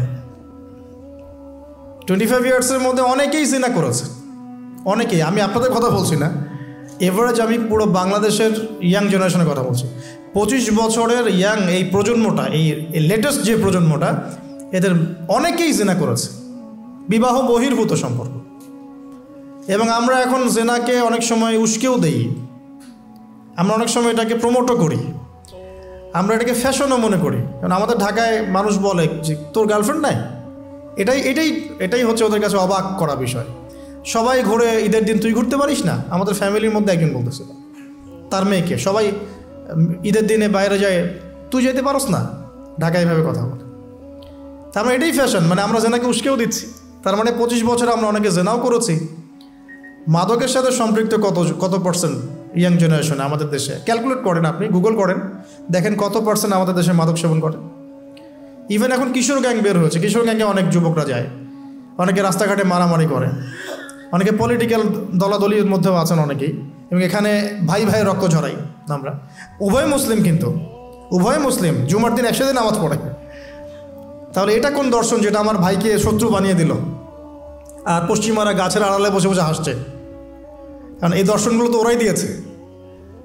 তো 25 বছরের পাপগুলো একটু ক্যালকুলেট করি। প্রিয় দিনী বোন, একটু হিসাব করবেন যে 25 বছর আপনি কতদিন পর্দা করেছেন, কত 25,000 মানুষ আপনার চেহারা দেখেছে কিনা?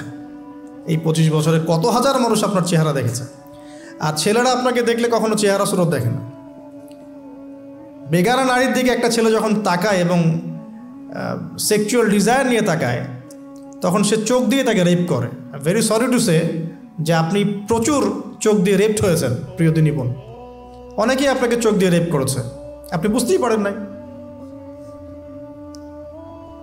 তো এই 25 ইয়ার্স আমরা অনেক কিছুই করেছি, অনেক কিছুই করি নাই।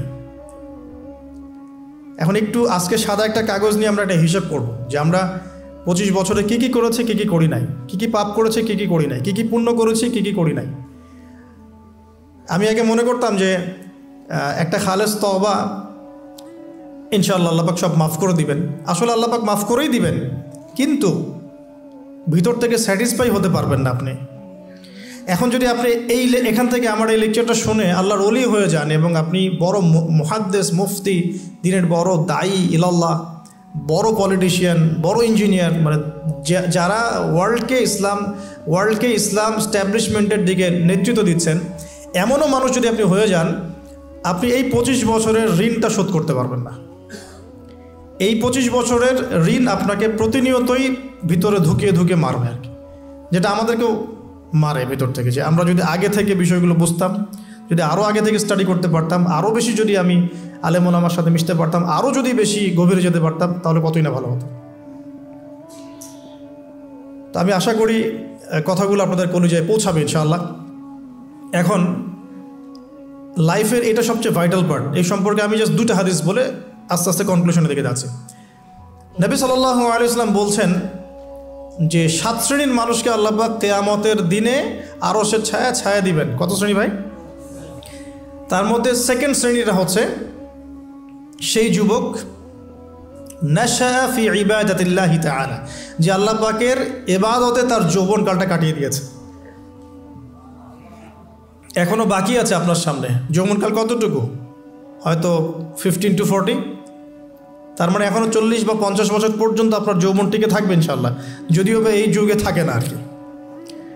আমরা তো ফ্যান্টাসিতে ভুগি অনেক সময় 4টা বিয়ে।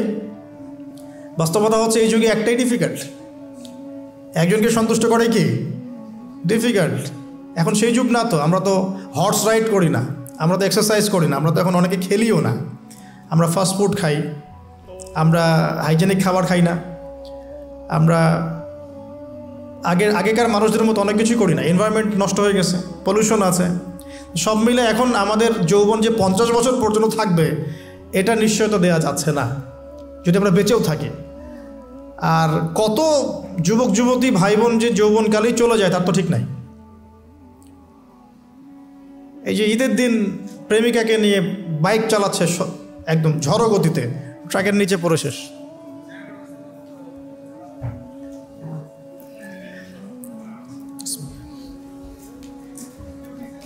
ছিলাম যৌবন সম্পর্কে, এই বিষয়ে আমি 2টো হাদিস বলার নিয়াত করেছিলাম। তো প্রথমটা শুনিয়েছি মোটামুটি, সেটা হলো নবী সাল্লাল্লাহু আলাইহি ওয়াসাল্লাম বলেছেন যে কিয়ামতের মাঠে আল্লাহ রাব্বুল আলামিন যে 7 শ্রেণীর মানুষকে তার আরশের ছায়ায় ছায়া দিবেন, তার মধ্যে 3য় শ্রেণী হচ্ছে সেই যুবক যে তার যৌবনকালটাকে আল্লাহর পথে উৎসর্গ করেছে বা কাটিয়ে দিয়েছে।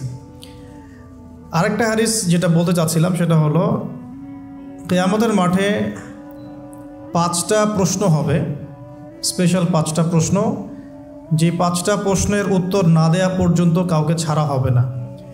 তার মধ্যে প্রথম প্রশ্নটাই হচ্ছে তোমার জীবন কোন কাজে কাটিয়েছো, এবং দ্বিতীয় প্রশ্ন হচ্ছে তোমার যৌবন কোন কাজে কাটিয়েছো। সো আমি বলছিলাম আপনাদেরকে যে যৌবনকালটাকে যদি আমরা আল্লাহর পথে কাটাতে পারি ইনশাআল্লাহ তাআলা আমাদের এই যে উদ্দেশ্যটা যে নিজেরা দিন পালন করব, নিজের পরিবারের মধ্যে প্রতিষ্ঠা করব, আমাদের সমাজে দিন ইসলামের দাওয়াতি কাজ করব, যেখানেই থাকি সৎ থাকব, একদিন ইনশাআল্লাহ দিন আবার বিজয়ী হবে, এই যে স্বপ্নগুলো এগুলো বাস্তবায়িত হবে ইনশাআল্লাহ তখনই যখন আমরা নিজেরা পরিবর্তিত হয়ে সমাজের জন্য ভালো কিছু বয়ে নিয়ে আসবো ইনশাআল্লাহ। তো আমি জাস্ট কয়েকটা পয়েন্ট আপনাদের সাথে একটু শেয়ার করে শেষ করে দিব যে এখন থেকে কিভাবে আপনারা বা আমরা আমাদের যৌবনটাকে আল্লাহর পথে কাটাতে পারি।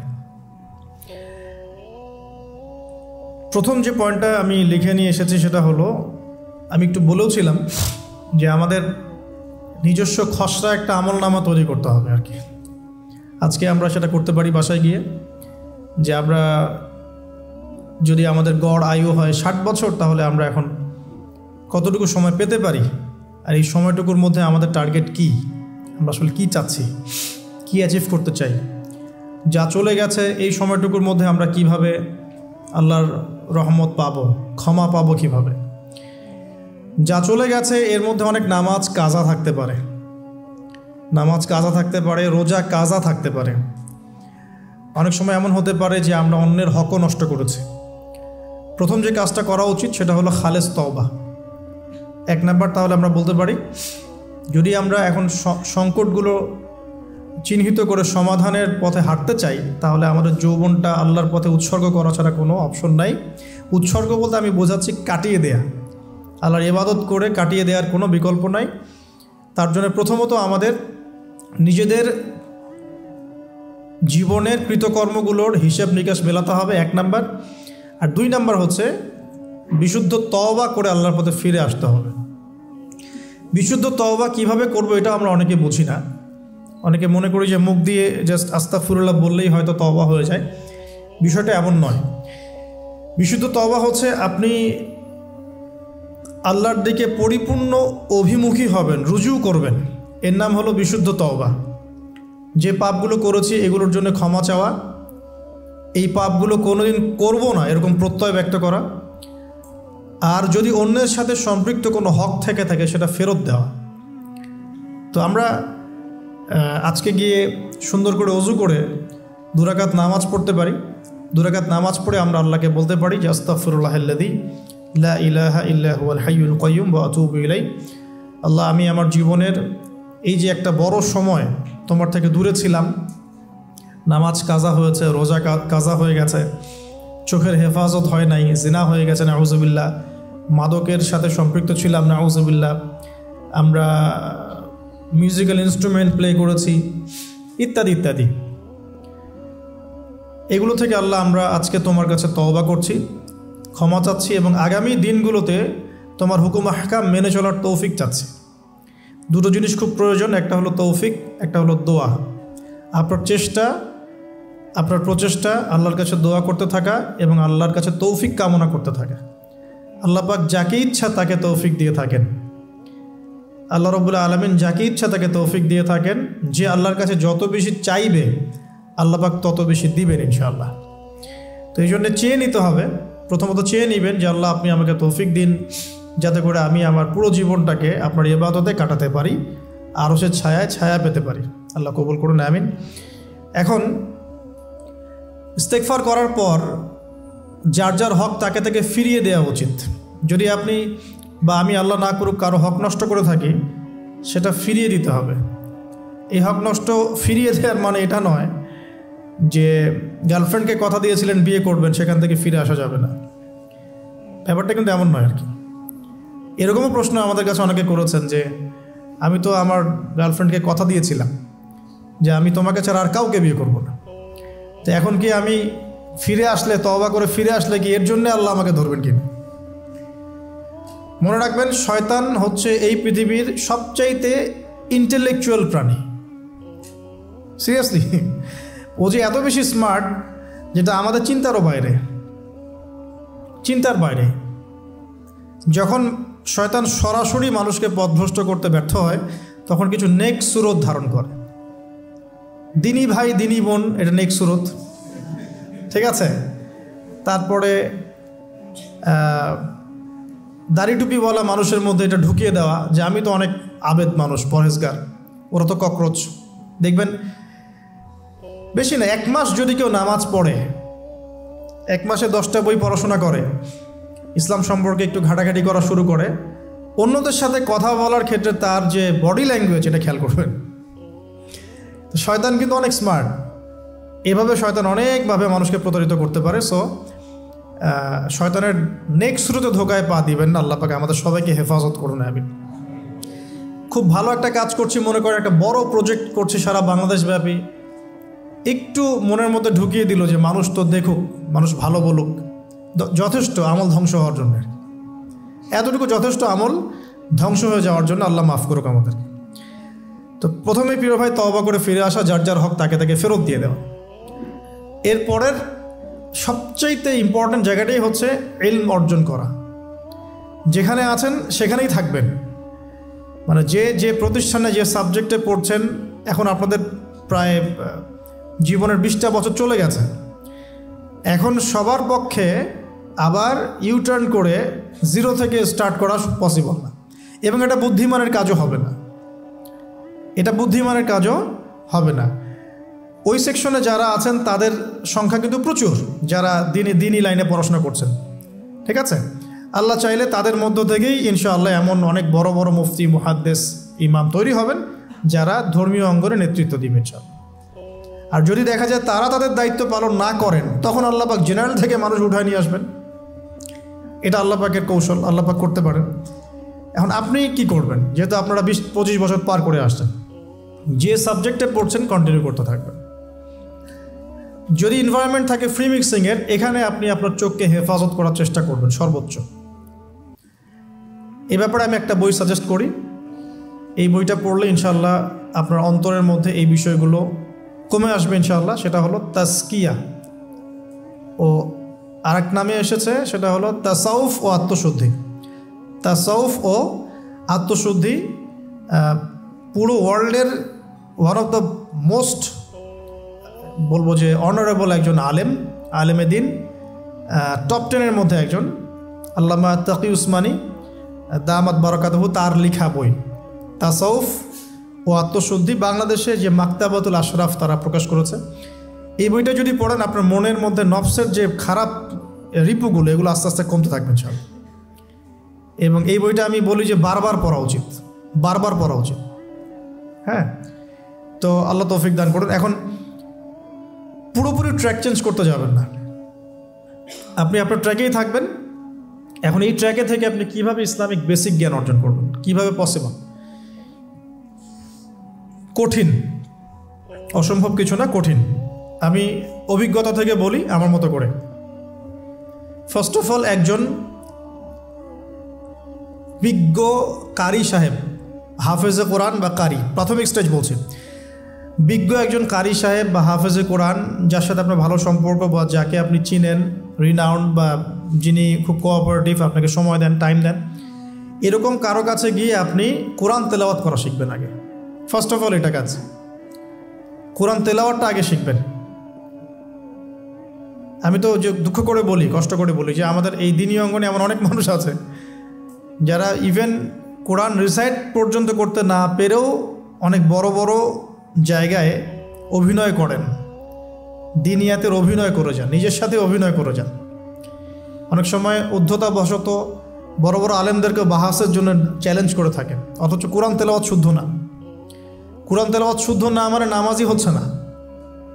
কোরআন তেলাওয়াত শুদ্ধ না মানে কি? নামাজ হচ্ছে না। কবুল করার মালিক তো আল্লাহ, শর্ত তো এটা। কবুল করার মালিক তো আল্লাহ। আল্লাহ পাক চাইলে কেউ এক ওয়াক্ত নামাজ না পড়লেও তওবা করে ফিরে আসছে মৌতের আগে, হয়তো আমরা জানি না, আল্লাহ মাফ করে দিয়েছেন, হতে পারে না? কিন্তু এটা তো শর্ত, কোরআন তেলাওয়াত তাজবিরের সাথে শিখতে হবে।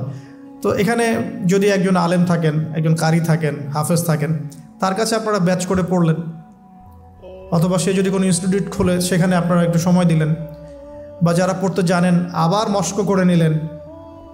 ফজরের পর 1 ঘন্টা, সপ্তাহে 3 দিন, 3 মাস এনাফ।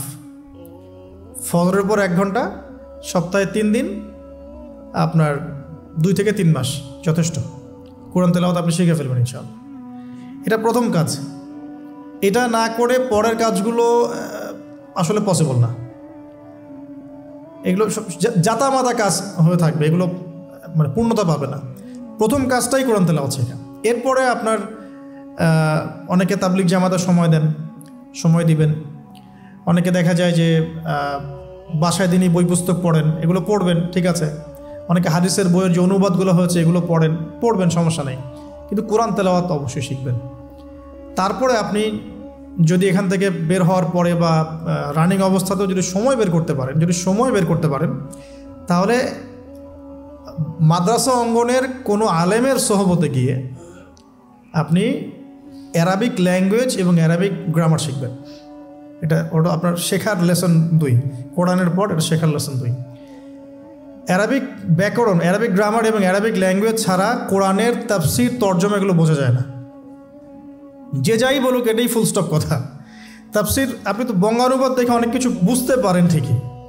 আল্লাহ পাক বলেছেন সুদ খেও না, জেনার ধার কাছে যেও না, এগুলো কমন মেসেজ, সেগুলো সবাই নিতে পারে। একজন অমুসলিম ভাইও ওইটা যদি বাংলা পড়তে পারে, সেও বুঝতে পারবে কি বলতে যাচ্ছেন আল্লাহ পাক। অ্যারাবিক ল্যাঙ্গুয়েজ, অ্যারাবিক গ্রামারের ভিতরে না ঢুকলে আপনি কোরআনের ভাষাটাকে ধরতে পারবেন না। আল্লাহ পাকের যে মানে ঐশী গ্রন্থের বালাগাত, এটা আপনি বুঝতে পারবেন না। তো এই জন্যে এটা তো সিম্পল এক্সাম্পল। আমরা যদি এখানকার ল্যাঙ্গুয়েজ কি বইগুলোর, ইংরেজি না বাংলা? ইংলিশ। মাশাআল্লাহ, ইংলিশ ল্যাঙ্গুয়েজ যদি না জানতাম, আমি কি এখানে পরীক্ষা অ্যাটেন্ড করতে পারতাম? আমি তো ওই টপিকটাই বুঝবো না, কোন টপিক আলোচনা হচ্ছে, স্যার কী পড়াচ্ছেন। আমার তো ইংরেজি গ্রামারের এবং ইংরেজি ল্যাঙ্গুয়েজটিক আমার কোনো দক্ষতা নাই। তাহলে আমি কীভাবে ওই চ্যাপ্টার 1, চ্যাপ্টার 2, চ্যাপ্টার 3, এই টপিক ওই টপিক কেমন করে বুঝতে পারি?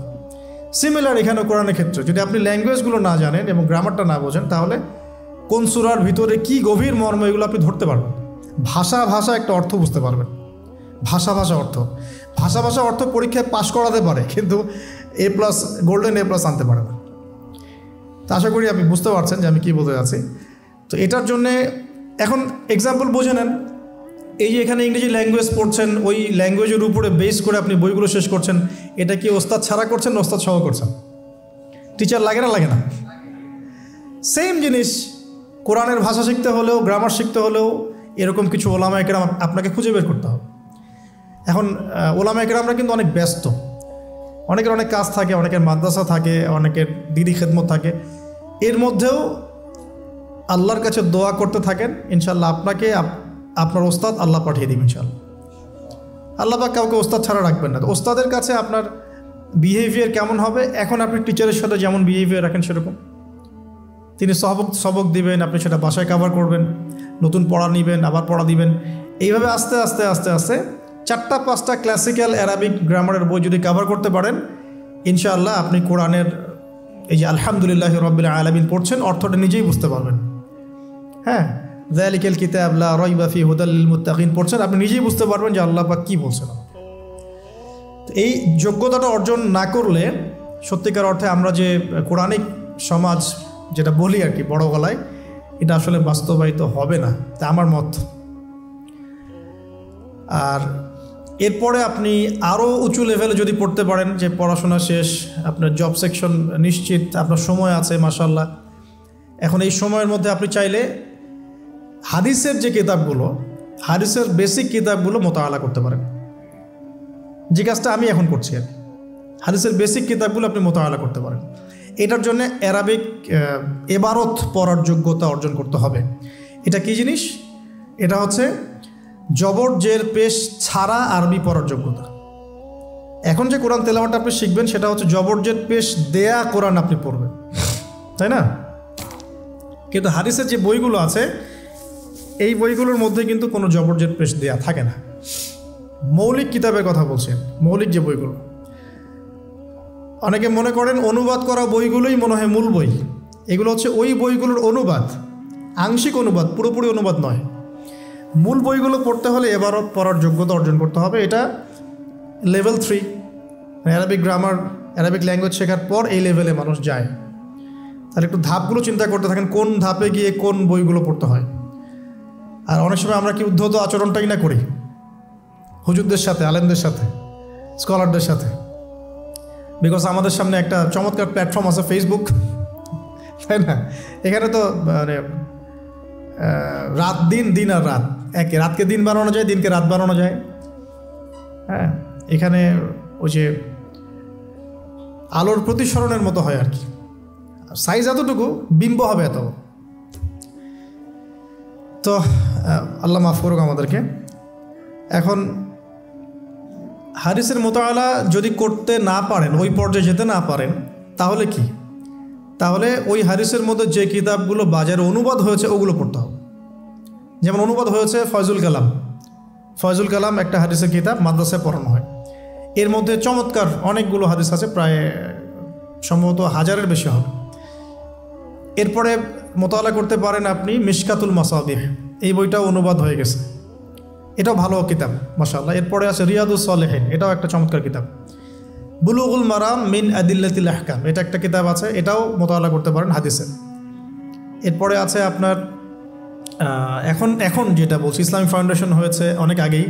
এছাড়া বাংলা বাজার ঢাকায় যে ইসলামিক লাইব্রেরিগুলো, প্রকাশনা সংস্থাগুলো আছে, তারা মোটামুটি আবু দাউদ, তিরমিজি, নাসাই, ইবনে বাজা, কোনো প্রকাশনী বুখারী মুসলিমের কিছু ভার্সনও অনুবাদ করেছে।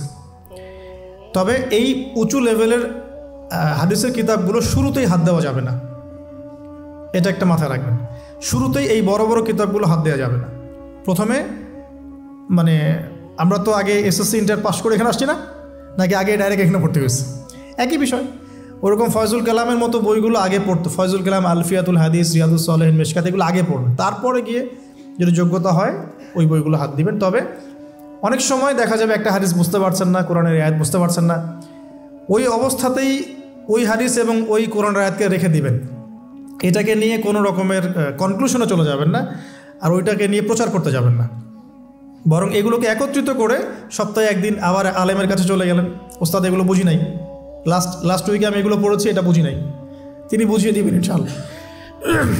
এগুলো পড়াশোনা। এর পাশাপাশি আমি বলছি বিষয়ভিত্তিক ইতিহাসের বই চলে আসছে, ইসলামের ইতিহাসের বই চলে আসছে, তারপর সিরাতের অনেক বই বাজারে চলে আসছে, প্রায় 40-45টা বই পাওয়া যায় সিরাতের এখন বাংলাদেশে। তারপরে ফিকহের অনেক বই অনুবাদ হয়ে গেছে। এছাড়া আকিদার অনেক বই পাওয়া যায়। সবচেয়ে ভালো হয় যে আকিদা তাহাভিয়া বইটা পড়তে পারেন, এই বইটা পড়লে অনেক চমৎকার হবে। এর পাশাপাশি বরেণ্য ওলামায়ে কেরামদের বই পড়বেন। মানে বরেণ্য ওলামায়ে কেরাম কারা? যারা পুরো ইসলামিক বিশ্বে স্বীকৃত, যারা কোনো সাম্প্রদায়িকতা বিলং করেন না, যে আমি এই সম্প্রদায়ের মানুষ, আমি ওই সম্প্রদায়কে মুসলিম মনে করি না, এরকম না। যারা বরেণ্য রিনাউন্ড ওলামা একরাম সারা ওয়ার্ল্ডে, এই যে বললাম আল্লামা তাকি উসমানী হাফিজাহুল্লাহ একজন বরেণ্য আলেম, তার যে কোনো কিতাব চোখ বন্ধ করে পড়তে পারে, কোনো সমস্যা নেই। বাংলাদেশে আব্দুল মালেক সাহেব হাফিজাহুল্লাহ মার্কাজুদ দাওয়ার পরিচালক, একজন বরেণ্য আলেম। আশরাফ আলী থানভী রাহিমউল্লাহ একজন বরেণ্য আলেম। হানাফি কওমের ফিকহে এরকম অনেক বরেণ্য ওলামা একরাম আছেন। তারপরে আরবের মধ্যেও এমন অনেক বরেণ্য আলেম আছেন, শাইখ উসাইমিন, শাইখ বিন বাজ, সালেহ আল ফাউজান, এরকম অনেক বড় বড় আলেম আছে যারা রিনাউন্ড ওলামা একরাম। তাদের কিতাবগুলো আপনি পড়তে পারেন, কিন্তু যাদের মানে লেখা এবং গবেষণাগুলো ছাত্র পর্যায়ের, এগুলোকে আপনি প্রামাণ্য বই বানাবেন না। তো প্রামাণ্য বই পড়বেন আর আলেমের সাথে সম্পর্ক রাখবেন। দুটো যখন একসাথে থাকবে তখন আপনি কিছু আটকে গেলেও তার সাথে পরামর্শ করে একটা কনক্লুশন খুঁজে পাবেন। এগুলো জাস্ট বই সংক্রান্ত কথা বললাম। এখন এগুলো হচ্ছে সবচেয়ে বড় বিষয়টা হচ্ছে, এগুলোর চাইতে বেশি বড় বিষয় হচ্ছে যে কোনো একজন, অন্তত পক্ষে একজন, আপনি চাইলে 10 জনের সাথেও রাখতে পারেন, কিন্তু অন্তত পক্ষে একজন মুহাক্কিক আলিমের সাথে আপনি সম্পর্ক রাখবেন পরামর্শের জন্য। অন্তত পক্ষে একজন মুহাক্কিক আলেমের সাথে, মানে হকপন্থী মুহাক্কিক আলেমের সাথে আপনি সম্পর্ক রেখে চলবেন। এটা অনলাইনের যুগ, এটা তো কিন্তু সহজ। আর এই সম্পর্ক শুধু অনলাইন কেন্দ্রিক হবে এমনটাও বলছি না। তার সাথে সাক্ষাৎ করবেন, তার কাছে নসিহত নেবেন, তার কাছে গিয়ে কিছু পড়বেন, হ্যাঁ, তাকে দেখবেন তিনি কিভাবে আমল করেন, ব্যক্তি জীবনে তিনি কেমন, তিনি আপনাকে কী নসিহত করেন, তার সাথে মিশবেন। সোহবত মানে কি? মানে আমরা কি শুধু টিচারদের মানে পড়াশোনাগুলোই ফলো করি না, টিচারকে দেখিও বটে। আমরা বস্তুবাদী এডুকেশনের ক্ষেত্রে হয়তো অত কেয়ার করি না, টিচার যেটা পড়াচ্ছেন ওটা জাস্ট টুকে নেই, পরীক্ষা পাশ করলেই হইল। আমরা টেন্ডেন্সি এমন, কিন্তু ইসলামিক এডুকেশনটা কিন্তু এমন নয়। সাহাবায়ে কেরাম রাদিয়াল্লাহু আনহুম আজমাইন তারা এই আমাদের মতো কাগজের বই পুস্তক পড়ে ইসলাম শেখেন নাই। কীভাবে শিখেছেন? তাহলে সরাসরি নবীকে দেখে শিখেছেন। নামাজ পড়তে গিয়েছেন, দেখেছেন নবী কেমন করে নামাজ পড়েন, দেখছেন নবী কেমন করে হাঁটেন, দেখছেন নবী কেমন করে কাপড় পরেন, দেখছেন নবী কেমন করে আতর ইউজ করেন, কেমন করে তিনি হাসেন, কেমন করে মানুষের সাথে মেশেন, হ্যাঁ, কথা বলার সময় কেমন করে মানুষের দিকে তাকান। খুঁটে খুঁটে একটা একটা করে নিয়ে হাদিসের এক একটা অধ্যায় রচিত হয়েছে। নবী কেমন করে তাকান, নবী কেমন করে মেসওয়াক করেন, নবী কেমন করে হাসেন, এগুলো আপনি অধ্যায় পাবেন। ইভেন আপনি অধ্যায় পাবেন নবী কেমন করে চুল আঁচড়ান। তাহলে আপনি দেখেন সাহাবীরা কীভাবে খুঁতে খুঁতে নবীকে দেখেছেন। বলা হয় আব্দুল্লাহ বিন মাসউদ রাদিয়াল্লাহু আনহু সম্পর্কে, তিনি নবীকে এত বেশি কপি করতেন হাঁটা চলা কথাবার্তায় যে নবী সাল্লাল্লাহু আলাইহি ওয়াসাল্লামের পরের যুগের অনেক মানুষ এসে দ্বিধাদ্বন্দ্বে পড়ে যেত যে রাসূল সাল্লাল্লাহু আলাইহি ওয়াসাল্লামকে দেখছি নাকি। এমনভাবে কপি করতেন, এমনভাবে। সো এখানে আমি সোহবতের বিষয়টা বোঝাতে যাচ্ছি যে কোনো অন্তত পক্ষে একজন মুহাক্কিক আলেমের সাথে সম্পর্ক রাখবেন। অন্তত একজন, আপনি চাইলে 10 জন 20 জন 50 জনের সাথে রাখতে পারেন। অন্তত পক্ষে একজন যাকে দেখে আপনি শিখবেন, আপনার স্টাডিগুলোকে, আপনি যেটা সমস্যা ফেস করছেন সেগুলোকে তার সামনে পেশ করতে পারেন। এটা আমি খুঁজে দিব না আপনাদেরকে, নাম বলেও দিব না, আমি কার সাথে সম্পর্ক রেখে চলি এটা আমি বলবো না, এটা আপনাকে খুঁজে বের করতে হবে। তবে এখানে আমি একটা কথা বলে দিব যে যেহেতু আমরা সব সাধারণ মানুষ, কারণ আমরা তো কেউ স্কলার নই, এখানে আমরা কেউ মানে যেটা বলি যে মুজতাহিদ, ইজতেহাদ করার যোগ্যতা রাখি না আমরা এখানে কেউ। সেক্ষেত্রে অবশ্যই আমাদেরকে পূর্বসূরি ওলামায়ে কেরামদেরকে ফলো করতেই হবে, কারণ কোরআন সুন্নাহ নতুন করে গবেষণা করে আপনি তো সব মাসআলা বের করতে পারবেন না। এই কারণে আমাদেরকে মাযহাব মানতে হয়, এটা খারাপ কিছুই না। এটা নিয়ে অনেক কথা সমাজে এখন শুনি, দেখি, দরকার নাই, আমরা লা মাযহাবী, আমরা এইটা, আমরা সেইটা। এগুলো আসলে বোগাস কথাবার্তা এবং সমাজ বিভক্তকরণের মূল হাতিয়ার এগুলো হয়ে গেছে।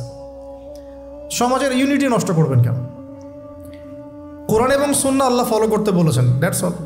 আর কোরআন সুন্নাহ আপনি কি, এখন আমি যদি আপনাকে কোরআন এই যে দিলাম, নেন কোরআন, নেন তাফসীর ইবনে কাসির, নেন তাফসীর জালালাইন, নেন আপনি তাফসীরে মারিফুল কোরআন, নেন এইটা, এই যে বুখারী নেন, মুসলিম নেন, তিরমিজি, আবু দাউদ, নাসাই সব নিয়ে নেন। এখন আপনি কি গবেষণা করে সব মাসআলা আমাকে দিতে পারবেন? ইম্পসিবল আমার পক্ষে, এখন ইম্পসিবল একটা। তাহলে এগুলো যারা গবেষণা আগে করেছেন তাদের কিতাব তো আমাদেরকে পড়তে হচ্ছে। এটাই হলো তাদের মত নেয়া, তাদের মত অনুযায়ী পথ চলা। তো এই জিনিসগুলো নিয়ে যারা বাড়াবাড়ি করছে এটা খুবই দুঃখজনক। যে অবশ্যই কোরআন সুন্নাহকে ফলো করতে হলে আমাদেরকে হকপন্থী উলামায়ে কেরামের সোহবতে যেতেই হবে। তাদের বইপত্র, লেকচার, তাদের নসিহত, তাদের ফিকহের কিতাব এগুলো আমাদের ঘাটতে হবে। আদারওয়াইজ আমরা সরাসরি কোরআন সুন্নাহর দাবি করলেও মানতে পারবো না। সরাসরি কোরআন সুন্নাহ মানিয়ে দাবি করলেও মানতে পারবো না, বিকজ আমি তো কোরআন সুন্নাহর সব জ্ঞান রাখি না। ক্রিপ্টোকারেন্সি হালাল না হারাম আমি যদি আপনাকে এখন প্রশ্ন থ্রো করে দিই, নেন সব বই দিয়ে দিলাম কোরআন সুন্নাহর, আপনি কি ঘেটে আমাকে অ্যান্সার দিতে পারবেন? তাহলে এটা ঘাটবে কারা? যারা এটা ঘাটার যোগ্যতা রাখে। তারা ঘেটে যখন একটা প্যানেল করে একটা ফতোয়া যখন আসবে যে না এটাই, তখন আমরা সেটাকে ফলো করব। That's all. এই জিনিসটা রাসূল সাল্লাল্লাহু আলাইহি ওয়াসাল্লামের যুগেও ছিল, সাহাবীদের যুগেও ছিল, তাবেঈনদের যুগেও ছিল। এটা আস্তে আস্তে চলে আসছে এই পর্যন্ত। তো এখানে ক্লাসিক্যাল যে ইসলাম চলছে এখানে থাকলে আপনার বিভ্রান্ত হওয়ার কোনো চান্স নাই। কিন্তু এর আশপাশে ব্যাঙের ছাতার মতো অনেক মতাদর্শ এসেছে এখন, নতুন নতুন অনেক। এগুলোতে পা দিলে নেক্সট শুরুতে ধোকা খাবেন শয়তানের মতো। ওই যে বললাম শয়তান নেক্সট শুরুতে ধোকা দেয়, মনে হবে যে আমি তো সরাসরি কোরআন সুন্নাহ ফলো করি। আদতে আপনি কোরআন সুন্নাহই ফলো করছেন না। আদতে আপনি কোরআন সুন্নাহর কিছুই ফলো করতে পারবেন না, ফলো করলেও আংশিক পারবেন, আংশিকটা পারবেন না। একটা মাসআলা মনে করেন, একটু বলেন এই জায়গায়, একটা মাসআলা মনে করেন এসেছে যে আমরা বর্তমান অর্থব্যবস্থায় আমরা কিভাবে আমাদের ব্যাংকিং সিস্টেমটা সাজাবো, ধরেন একটা মাসআলা এসেছে। এখন এই বিষয়ে যদি আমরা ইকোনমিক্সের উপর দক্ষ ওলামায়ে কেরামদের শরণাপন্ন না হই, আমরা কি অ্যান্সার নিতে পারবো? আমি কি পারবো উত্তর দিতে? আপনি কি পারবেন? যে কোরআন এবং সুন্নাহ গবেষণা করেছেন এবং যার কাছে অর্থনীতির জ্ঞান আছে, ওই রকম মহাত্মিক কোনো আলেম আপনাকে বলতে পারবে এখন আমাদের কী করা দরকার। এই জিনিসটাই যদি আমরা বাংলাদেশের সংবিধান সম্পর্কে জানতে চাই, আমাদেরকে আইনজীবীর কাছে যেতে হবে। আমরা যদি রোগ নির্ণয় করতে চাই, ডক্টরের কাছে যেতে হবে। এখানকার ইঞ্জিনিয়ারিং যা পড়ানো হয় আমি কি সেটা বলতে পারবো? তাহলে আমাকে এখানকার স্যারের কাছে যেতে হবে, স্যার এখানকার বিষয়টা কী আমাকে একটু বুঝাই দেন। তখন তিনি তার জ্ঞান থেকে এবং তার জ্ঞানের সোর্স থেকে ঘেটে ঘেটে আমার জন্য কিছু সমাধান বের করে দিবেন, আমি তো সেটা ফলো করব। তো এই ফলো করা জিনিসটাকে যারা নেগেটিভলি উপস্থাপন করছেন এটা ঠিক না, এটা একটা উদ্ধত আচরণ হচ্ছে, অহংকার হচ্ছে। এই ফিতনাগুলো থেকেও বেঁচে থাকতে হবে। এই জন্য আমি বললাম অন্তত একজন মুহাক্কিক আলেমকে ধরে বসে থাকবেন। এটা আমি কিন্তু পীর মুরিদি বুঝাচ্ছি না, ঠিক আছে? আমি বুঝাচ্ছি যে আপনি মানুষের সোহবতে থাকবেন, পরামর্শ ভিত্তিক, যে কোনো একজন হকপন্থী আলেম। এখন এরপর কি? এরপরে আপনি পড়াশোনা চালিয়ে গেলেন, আলেম আপনার কাছে পরিচিত আছেন, আপনি টাচে আছেন, পড়াশোনা করছেন, কোরআন হাদিস মোতালা করছেন, মাশাআল্লাহ দ্বীনের জ্ঞান অর্জন করছেন। এখন আপনি আপনার সাধ্যমতো দাওয়াতি কাজ করবেন। যতটুকু দাওয়া আপনার দেওয়ার যোগ্যতা আপনি অর্জন করেছেন বা পারছেন, অতটুকু ছোট ছোট করে 5 মিনিট 10 মিনিট, একটা হাদিস 2টা হাদিস, এভাবে মানুষের মধ্যে ইসলামটাকে প্রচার করতে থাকেন ইনশাআল্লাহ। তবে যে বিষয়গুলো নিয়ে সমাজে ইখতিলাফ, দ্বন্দ্ব দেখা যায়, এগুলো নিয়ে আপনি কথা বলতে চান, এগুলোর কোনো সমাধান নাই। মানে এগুলো কখনো শেষ হবে এমনটা মনে হচ্ছে না। ইলা ইয়াউমিল কিয়ামা, কিয়ামত পর্যন্ত এগুলো শেষ হবে এমনটা বোঝা যাচ্ছে না। তো এই জন্য আমরা এখানে আগুন আর উস্কে দেওয়ার দরকার নাই। আপনি আপনার কাছে যেটা ভালো লাগে ওই মানহাজ, ওই মাযহাবটা ফলো করতে থাকেন ইনশাআল্লাহ। সাহাবীদের যুগ থেকে এরকম ইখতিলাফ কিন্তু ছিল, তাই বলে কেউ কাউকে তারা এরকম তুই কাফের হয়ে গেছিস এরকম কখনো কথা কেউ বলে নাই, যেটা আমাদের পান থেকে চুন খসলে মানুষ বলে দেয়। তো এরকম জায়গায় যায় না, এটা তাস্কিয়া নষ্ট হয়ে যাবে, আপনার মনের তাস্কিয়া নষ্ট হয়ে যাবে। বা আমি আমাদের কর্মক্ষেত্রটা সাজাবো, যেহেতু আমাদের এখন মাশাআল্লাহ পড়াশোনা হচ্ছে, আলেমদের সাথে আমরা সম্পর্ক রাখছি, শেষ করছি, একটু ধৈর্য ধরেন। কর্মক্ষেত্রটা আমরা সাজাবো। এখন আপনারা বের হয়ে যাবেন, জবে চলে যাবেন মাশাআল্লাহ। এখানে কি, এখানে এমন একটা বিষয় খুঁজে নেওয়ার চেষ্টা করেন যে আপনার যাতে দুনিয়ার আর্নিংসটাও চলে আসে এবং পরকালেরও কাজ হয়। এক্সাম্পল দিচ্ছি আমি একটা, ধরেন যে আমার 4-5টা মাদ্রাসা আছে, কথার কথা মনে করেন, আমি বিভিন্ন মাদ্রাসায় পড়াই। এখানে কি হচ্ছে, আমি ইলম শিক্ষা দিচ্ছি, আমার নিজের চর্চা থাকছে, আমি সেখান থেকে কিছু হালকা পাতলা কিছু বেতনও পাচ্ছি, আমার পরিবার চলে যাচ্ছে। তো পুরো লাইফের পুরো কাজগুলোই কিন্তু তখন দিন কেন্দ্রিক হয়ে গেল, তাহলে সে বেশি লাভবান হলো। এখন আপনাদেরকে এরকম সুযোগ বের করতে হবে যে আপনারা এমন এমন কিছু ক্ষেত্রে যাবেন যেখানে ওই কাজটাই ইবাদত বলে কাউন্ট হবে। টাফ কিন্তু ইম্পসিবল না। বা যদি এমন জব নাও পাওয়া যায়, আপনি হালাল কোনো বৈধ জবে থাকলেন, আপনার রিজিকের একটা অংশ থেকে আল্লাহর পথে সদকা করলেন। আল্লাহ পাক এর বেশি কিছু আপনার কাছে চাচ্ছেন না। জাকাত ফরজ হয়ে গেলে জাকাত দিলেন, নফল দান সদকা করলেন, এতটুকু। আপনার পরিবারের পিছনে খরচ করলেন, আল্লাহর হক আদায় করলেন, জনগণের বা আমরা যেটা বলি মানুষের হক সেটা আদায় করলেন। এরপরে আপনার আসবে বিয়ে শাদীর ব্যাপার স্যাপার। বিয়ে শাদীর ব্যাপার স্যাপার আগে আনলাম না কেন? কারণ ওই আত্মনির্ভরশীল না হলে তো মেয়েরা আপনার কাছে আসবে না। ওটা প্রেম করতে পারে, কিন্তু বিয়ের সময় তারা খুব সচেতন। বিয়ের সময় তারা অনেক বেশি কনসিয়াস যে না, সে কি করে এটা দেখতে হবে। এবং মেয়ের বাবা মার প্রথম প্রশ্নই হবে আপনি করেন কি। আপনি সুফি মানুষ, মনে করেন আপনি হচ্ছেন কি বলবো, যে আপনি হচ্ছেন মুহাদ্দিস, আপনি মুফতি, আপনি হচ্ছেন মুফাসসিরে কোরআন, কোনো দাম নাই। মেয়ের মায়ের কাছে এটার কোনো দাম নাই, মেয়ের বাবার কাছে এগুলো কোনো সাবজেক্ট না। ইল্লা মাশাআল্লাহ, এর